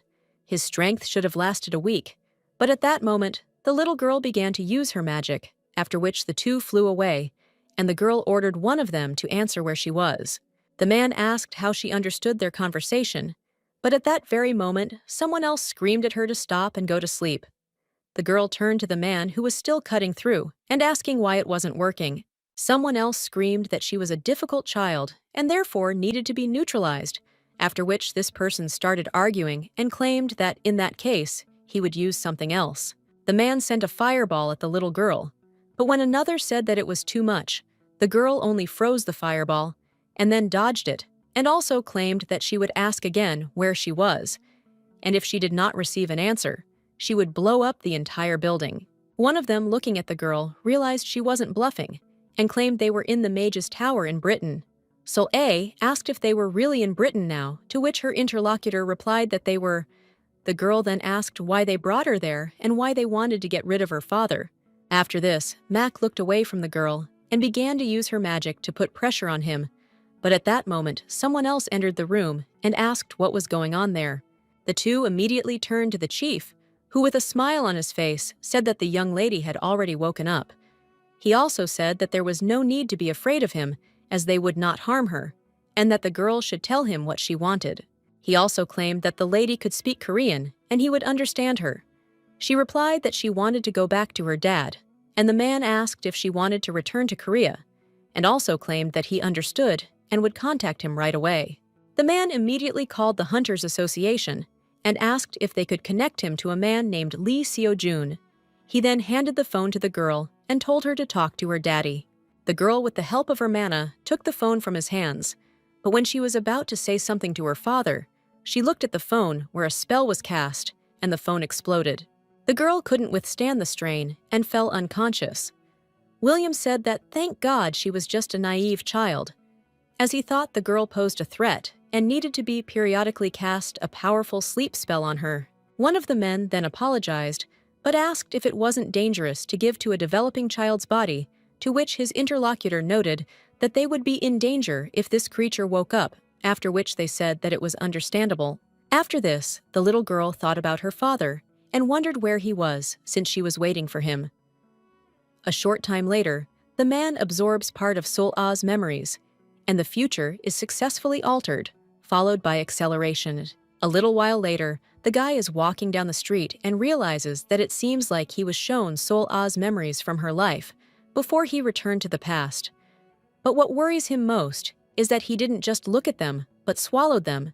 But he doesn't understand what this means. After which, he also thinks he misunderstood the last notification about the acceleration. The very fact of his return to the past is already improbable, as events have been taking an increasingly bizarre turn lately. But what's more important is that he managed to prevent one disaster, and 4 more remain. He doesn't even know what their essence is, but considering at least the events before his return, one can predict the entire next one. My happiness should be immersion in Yoonhee's eternal sleep. Does nothing her life will be tragically cut short again. But if the reason is the same, then there is an opportunity to prepare in advance, and for this, he must become stronger at any cost. Now he goes into Ha-Yi-Ram's office and asks why she wanted to meet with him, to which the woman replies that it was a work matter. Her interlocutor claims that she could have simply called, because then he could have stayed at home with Sol-A. The woman claims to understand his frustration and apologizes for wasting his time, then suggests they get straight to the point. She also asks if he'd like to create his own guild, as she's willing to support him. The guy, shocked, asks if she really wants him to create a guild, to which the woman replies that yes, and she can even pay him and hand over control of unprotected dungeons to his taste, or she can choose them herself, because he will even have insurance. The guy understands that then he will be able to receive rewards for the first time clearing his own dungeon, and this is a real jackpot, but he wonders if this is too generous, and asks what the catch is, to which the woman replies that she will join it. Lee Seo-jun. The lady asks what she's talking about, and she replies that at the moment she can't be a full-fledged hunter because her father forbids her to work after that injury during the dungeon clearing. Lee Seo-jun claims that she went with them to the tomb of the Forgotten One, but the woman replies that she ran away, then so she needs a cover guild to join and officially become a hunter. The conditions of acceptance should include a mandatory visit to the dungeon, but the guy asks if her father is not the chairman of high-tech, and he doesn't really want to quarrel with him. But the girl replies that he has nothing to worry about, because if anything happens, he can simply disband the guild. She'll provide compensation and even hire a specialist to oversee her work, so he won't have to do anything. The young man asks if she really wants him to become a frontman for her guild. She replies that it's certainly true, but she still can't recruit people because her father will immediately find out. So she presents this part to him and asks what he thinks about it. The young man understands that the guild must have at least 5 people, including the leader, and Ha-Yi-Ram, leaving 3 more spots. So the man says, okay, it's worth a try. He also realizes that by a stroke of luck, he has suitable candidates. Later, someone asks if the guild is called Ghost, and if its leader is Lee Seo-jung. The guy replies yes, and his interlocutor confirms that all the paperwork is ready. And now, his guild officially exists.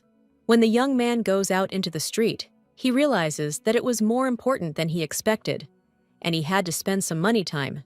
But thank God there were no problems with the documents. But when the guy goes further, a car stops in front of him, and the person who got out of it asks if this guy is Lee Seo-jun. Afterwards, he asks to come with them, and the boy wonders if this man is the leader of the Haida, named Ha Jung-soo. When he gets into the car, the company's head confirms that everything is true, and that he heard that the young man created a guild.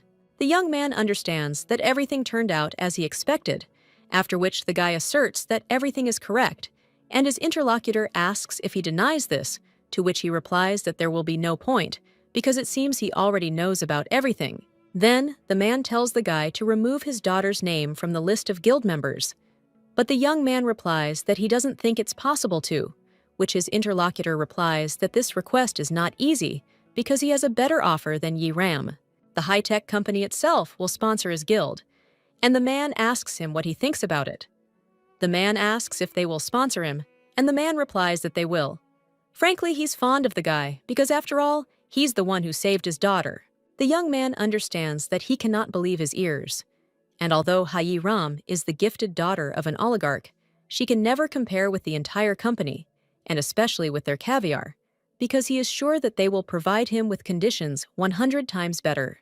The guy realizes he has absolutely no grounds for refusal, and his interlocutor asks what his answer will be. Lee Seo-jun asserts that he sincerely values him, but the new offer is forced to decline, after which he apologizes. The man claims that he does not understand why he so stubbornly supports Yi-ram. The young man replies that if he had agreed to his proposal, he would undoubtedly have received more benefit than from Yi-ram.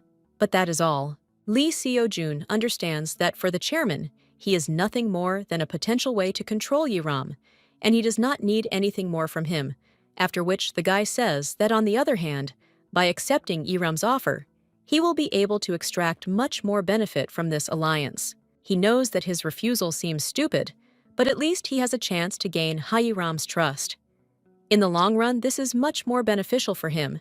And then the man asks if the guy has ever considered it that by choosing Yi-ram, they can make himself a powerful god. But the young man replies that everything is fine, because Yi-ram promised that she would not allow something like this to happen.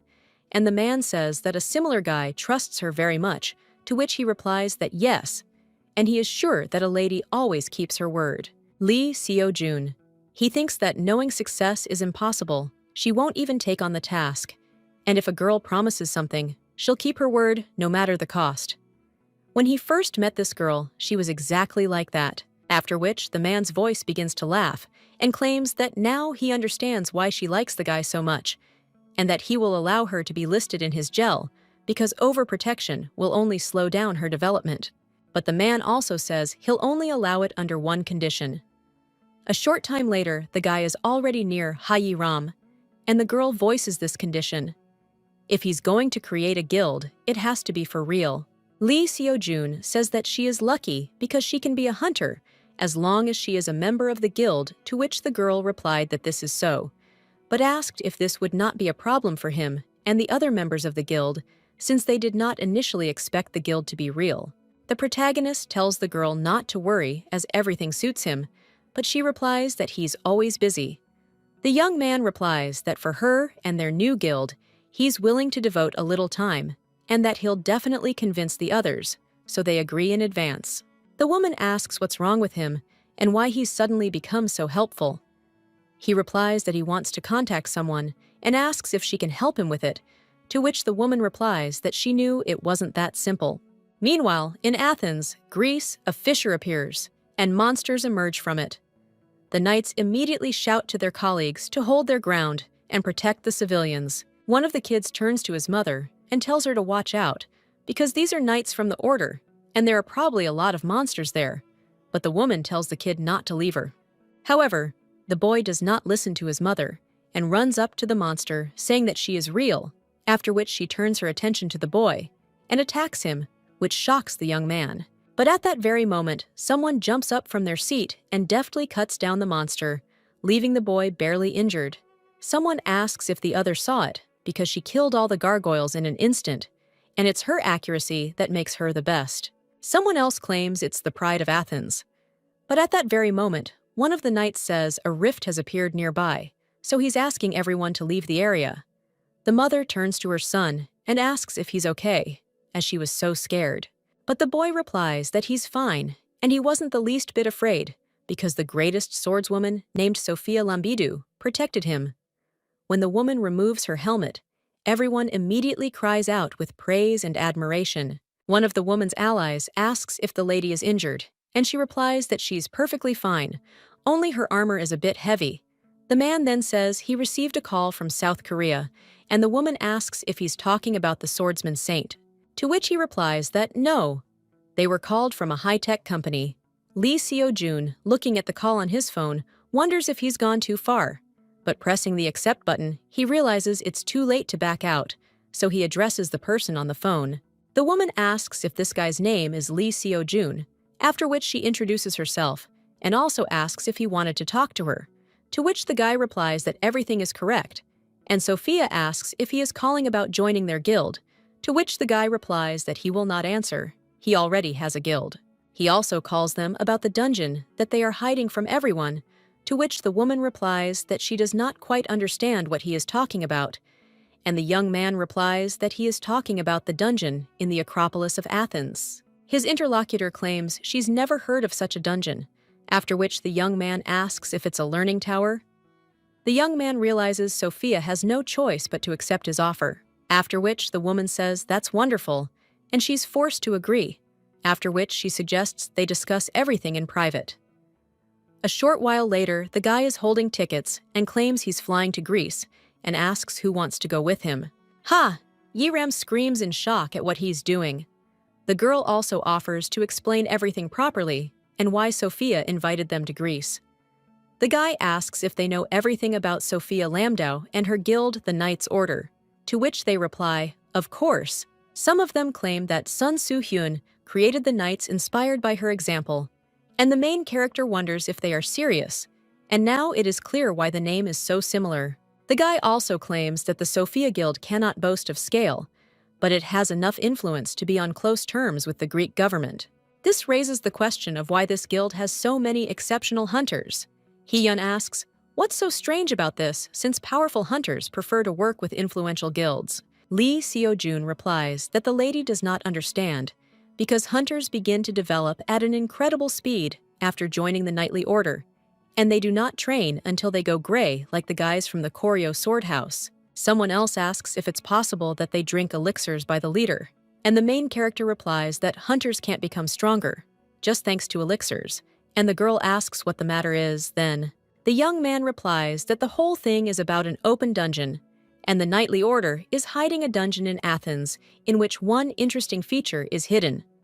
Because when a person finds himself on its territory, he immediately receives experience points. This explains why Sophia's guild is so powerful, and it only takes a few entries and exits to become stronger.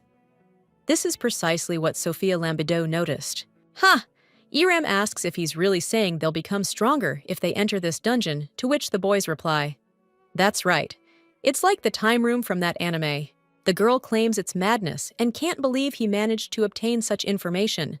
The guy understands that this should have been revealed much later, but now he urgently needs to become stronger, so he has to break the rules. Mother into eternal sleep. Then he will not be able to prevent the disaster just by luck, as happened with William Taylor. He's unlikely to cope alone, and in the worst-case scenario, he'll need all the help he can get. Just because he's strong for a beginner doesn't mean he can compete with the world's strongest. The young man realizes he can't afford to waste time and no longer wants to feel helpless like he did during the battle with Taylor. Afterward, the young man asks if any of them want to go, and immediately everyone agrees. Uni claims that it looks like they'll have to ask his father to look after Sol Hayiram, says on the phone that she'll find some free time so they can prepare everything they need. The girl also asks what the guy wanted to say, because none of them would miss such an opportunity and would only agree to go. A little while later, they find themselves at the Athens airport, Dae-ho. He says that he finally feels the fresh air of Greece. The protagonist asks if he is the same as everywhere else. His interlocutor replies that he doesn't have an answer, but there is a philosophical aura about him. Yoonhee notices Yun's discomfort and asks what's wrong, to which the girl asks in return. She asks where they can get their luggage, as she feels a little uneasy without her sword. Yoonhee asks why, and the girl replies that it's a habit left over from the rigors of training. The protagonist realizes it was pure hell. Yoonhee also says she's curious if the girl has changed guilds. When her interlocutor asks what she's talking about, the girl asks if she wasn't a member of the Goryeo Sword House. After all, her grandfather was a holy sword himself. Dae-ho, shocked, asks if she really is his granddaughter, and the girl replies that yes, but she is not a member of the Goryeo Sword House because her grandfather did not allow her to join the guild.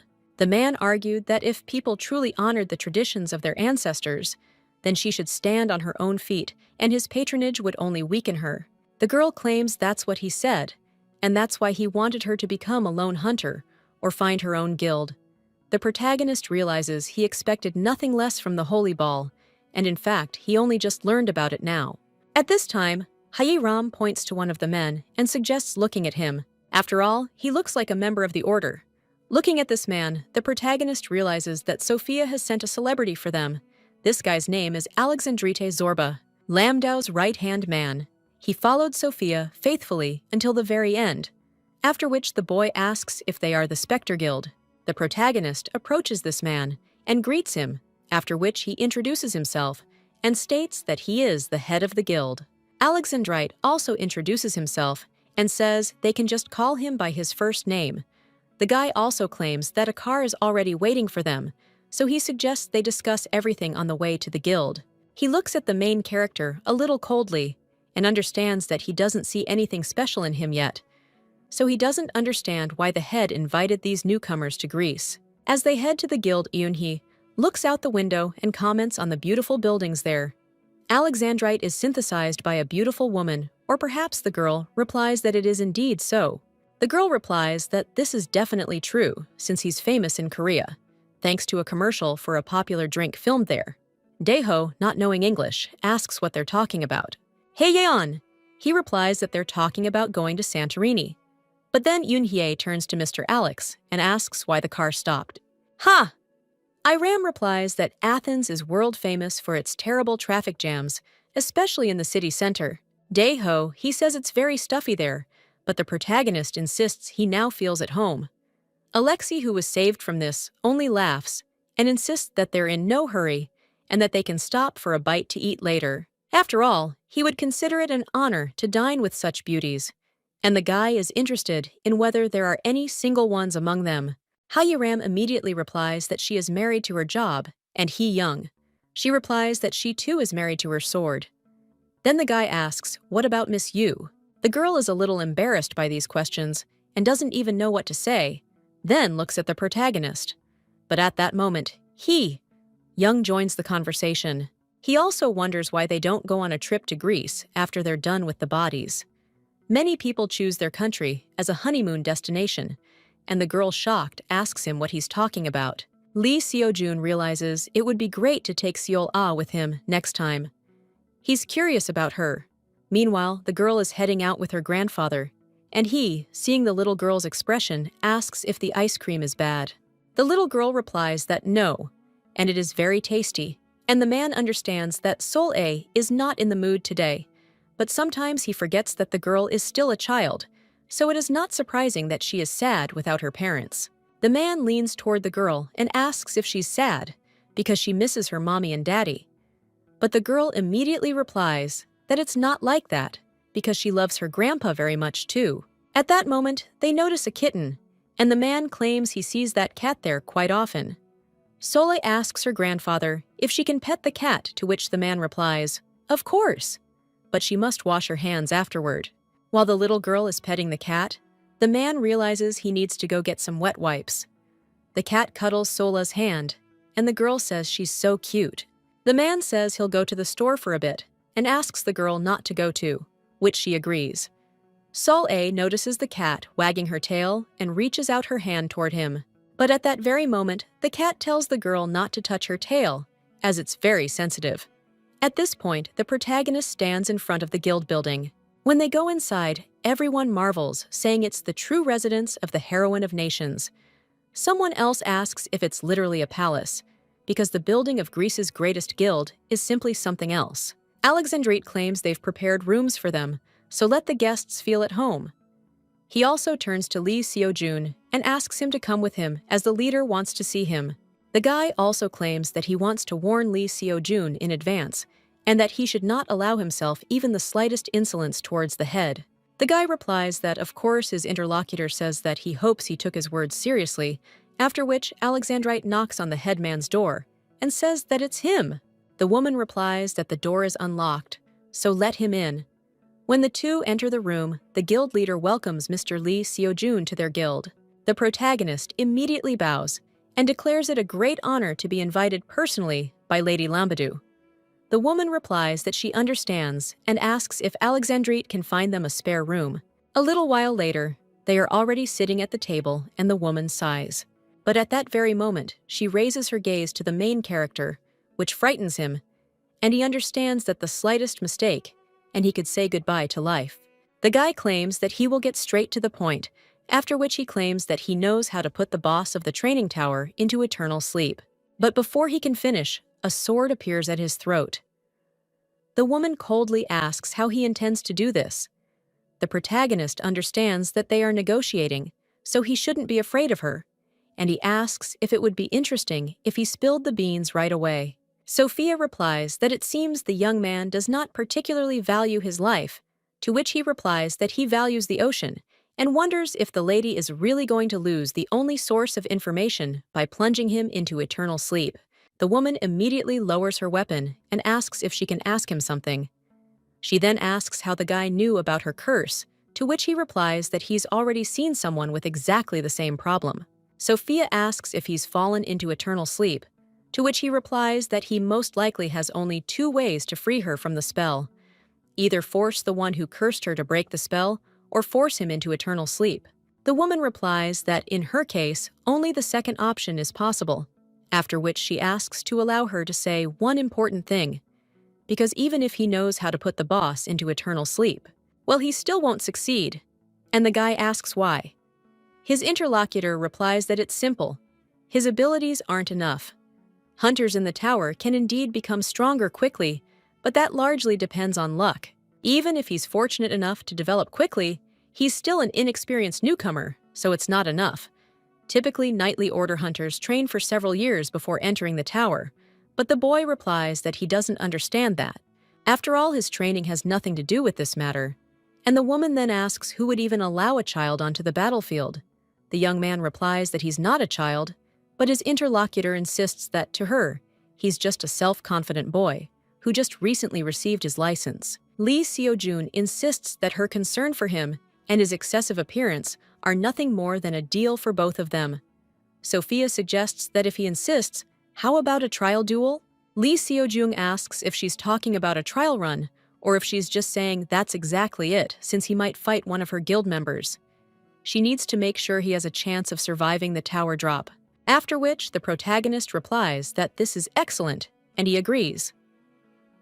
A short time later, the Alexandrian stands before him and asks the leader if she really wants him to fight this. The woman replies yes, after which the guy claims he'll try to restrain himself, but makes no promises. The protagonist wonders if they don't care about him. The boss insists it's all fine. After all, the guy insists on fighting the tower boss. Then Alexandrite insists they begin on her signal. The boy realizes that his father's son is taking on too much. Does he really think a greenhorn like him can handle the tower's invincible boss? He even managed to secure a personal meeting with the guild leader, so he doesn't like it, and wants the guy to finally understand that life is cruel after the duel. The guild leader then begins the duel. Alexandrite realizes he'll have the advantage against the spear in close combat, so he needs to close the distance. However, just as he's about to close in, the protagonist strikes first. The brunette dodges him, but at the same moment, the main character moves his spear to the side, hitting the man in the leg, causing him to lose his balance but not fall. The brunette realizes that this guy easily keeps him at bay, and if his spear were metal, he would definitely lose his balance. Alexandrite also realizes that this young man is just a beginner, so he doesn't know where he got his skills from. Lee Seo-jun, with a smile on his face, claims that he tried to hold back, after which his opponent decides to be more serious and understands that he is no longer going to stand on ceremony with this idiot. However, when he attacks the protagonist, he only lets go of his spear. Alexandrite is confused, wondering if the boy really let go of his weapon at that moment. But at that very moment, the main character grabs him by the shirt and knocks him down with his foot, after which everyone twists his arm, putting the enemy on the floor. Sophia realizes she knew this guy wasn't as simple as he seemed, but it's just weird. He asks if this is enough to convince her to, which she replies more than enough, after which she even apologizes, because it seems she was wrong to underestimate his abilities. Lee Seo-jun replies that yes, but she shouldn't take it to heart, after which the woman replies that he is really very strong, and perhaps he really can defeat the tower boss, so she allows him to enter the training tower. The next morning, everyone is already gathered near the guild, and Ha Yi-ram, looking around, asks why there are so many people there. Who else goes there besides them? Lee Seo-jun points out that the training tower is different from other dungeons, as only 12 people are allowed to enter it each month. The girl asks why this is, but at that very moment, Alexandrite throws some things at the protagonist and claims that these are supplies that are given to those entering the dungeon, so let him take them. Something really happened between him and the Alexandrite. Because why does he treat him so rudely? But the guy replies that he doesn't even know. He? Young turns to Alexandra and asks, where is what they call the Learning Tower? After which the guy replies that the tower is right in front of them. This is the upper city of Athens, called the Acropolis. A short time later, they're already heading around the location, looking at the landmarks trying to remember their names. The Alexandrian asks if they really came there on an excursion, and the protagonist replies that they are trying to distract themselves from their worries. The brunette says what an impudent idiot the guy is, and Lee Seo-jun understands that the outcome of their fight has apparently seriously hurt his pride. After which, they approach the entrance to the dungeon, and the guy asks if this is really a staircase, to which the man replies that the entrance is below. When they head towards the bypass, the guy realizes that the steps lead straight underground. So what kind of tower is this? When they reach a dead end, Ha-yi-ram asks Mr. Alexandrite if he is sure that they are going in the right direction, because there is a wall there. The man replies that this is the entrance, because now the tower will call them, and the lady asks, what does it mean to call? After which, her interlocutor replies that she needs to get ready, because the entrance is about to open.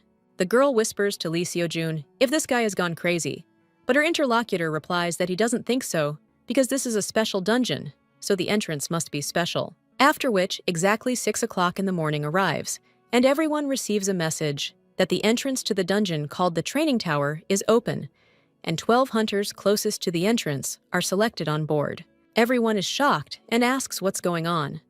Alexandrite tells them not to panic, as they're entering a dungeon. Afterward, they receive a message stating that recruitment is complete, and the selected hunters have been granted alpha tester status. The number of hunters, on the contrary, became fewer and fewer every day, and only when people who could hold back the onslaught of monsters began to run out. A voice suddenly came from the heights of heaven, and its source turned out to be the personal system. Thanks to her, everything changed, because the personal system summoned classes and gave monster hunters suitable skills, and for true masters of their craft, who had perfectly mastered all the intricacies of combat for their class, it gave even more power. And the higher the class rarity, the greater this power. But not in the protagonist's case. He's now receiving a message about an update to the personal system of an alpha tester named Lee Seo-jung. Afterward, the volume returns an error message as the system has already been updated and the update is paused. Then an alternative is searched for, and the deleted data is downloaded, after which the download is complete and the personal system is updated. The guy immediately opens his eyes, after which he receives a message that he has come to an unprotected dungeon and is now on the first floor of the training tower called the dungeon. When the young man gets up from the bed and the walls, he wonders if this is a system error, but this has never happened before because the system never fails. The guy looks around and thinks if this could be a castle, after which he realizes that his affairs are bad because it looks like he has ended up in the most difficult place in the tower. The tower has 12 dungeon map templates at any one time, and they are constantly replacing each other randomly. The tower teleports each of the 12 participants of the passage to a random location, and they all must reach the second floor, relying only on their own strength. The boy also receives a message informing him that a training quest has been created and that he needs to open his personal system. When he does so, he realizes it's a bit challenging for beginners, but definitely doable since the system has already assigned them a class and skills. When the young man looks at his characteristics, he understands that his class is exactly the same as before, returning to the past, because now he is a spearman. The young man understands that the spearman is a normal class, which is clear from the name, but he hoped that the butterfly effect would work in this case too. Classes are assigned to guide a person on the right path and also mark the limits of their growth. It's common for a normal class to stop growing at some point, and this is the reason they were such a lousy hunter in their past life. And if nothing really has changed, then others should also have received the same classes as before. So the guy understands that this is a problem.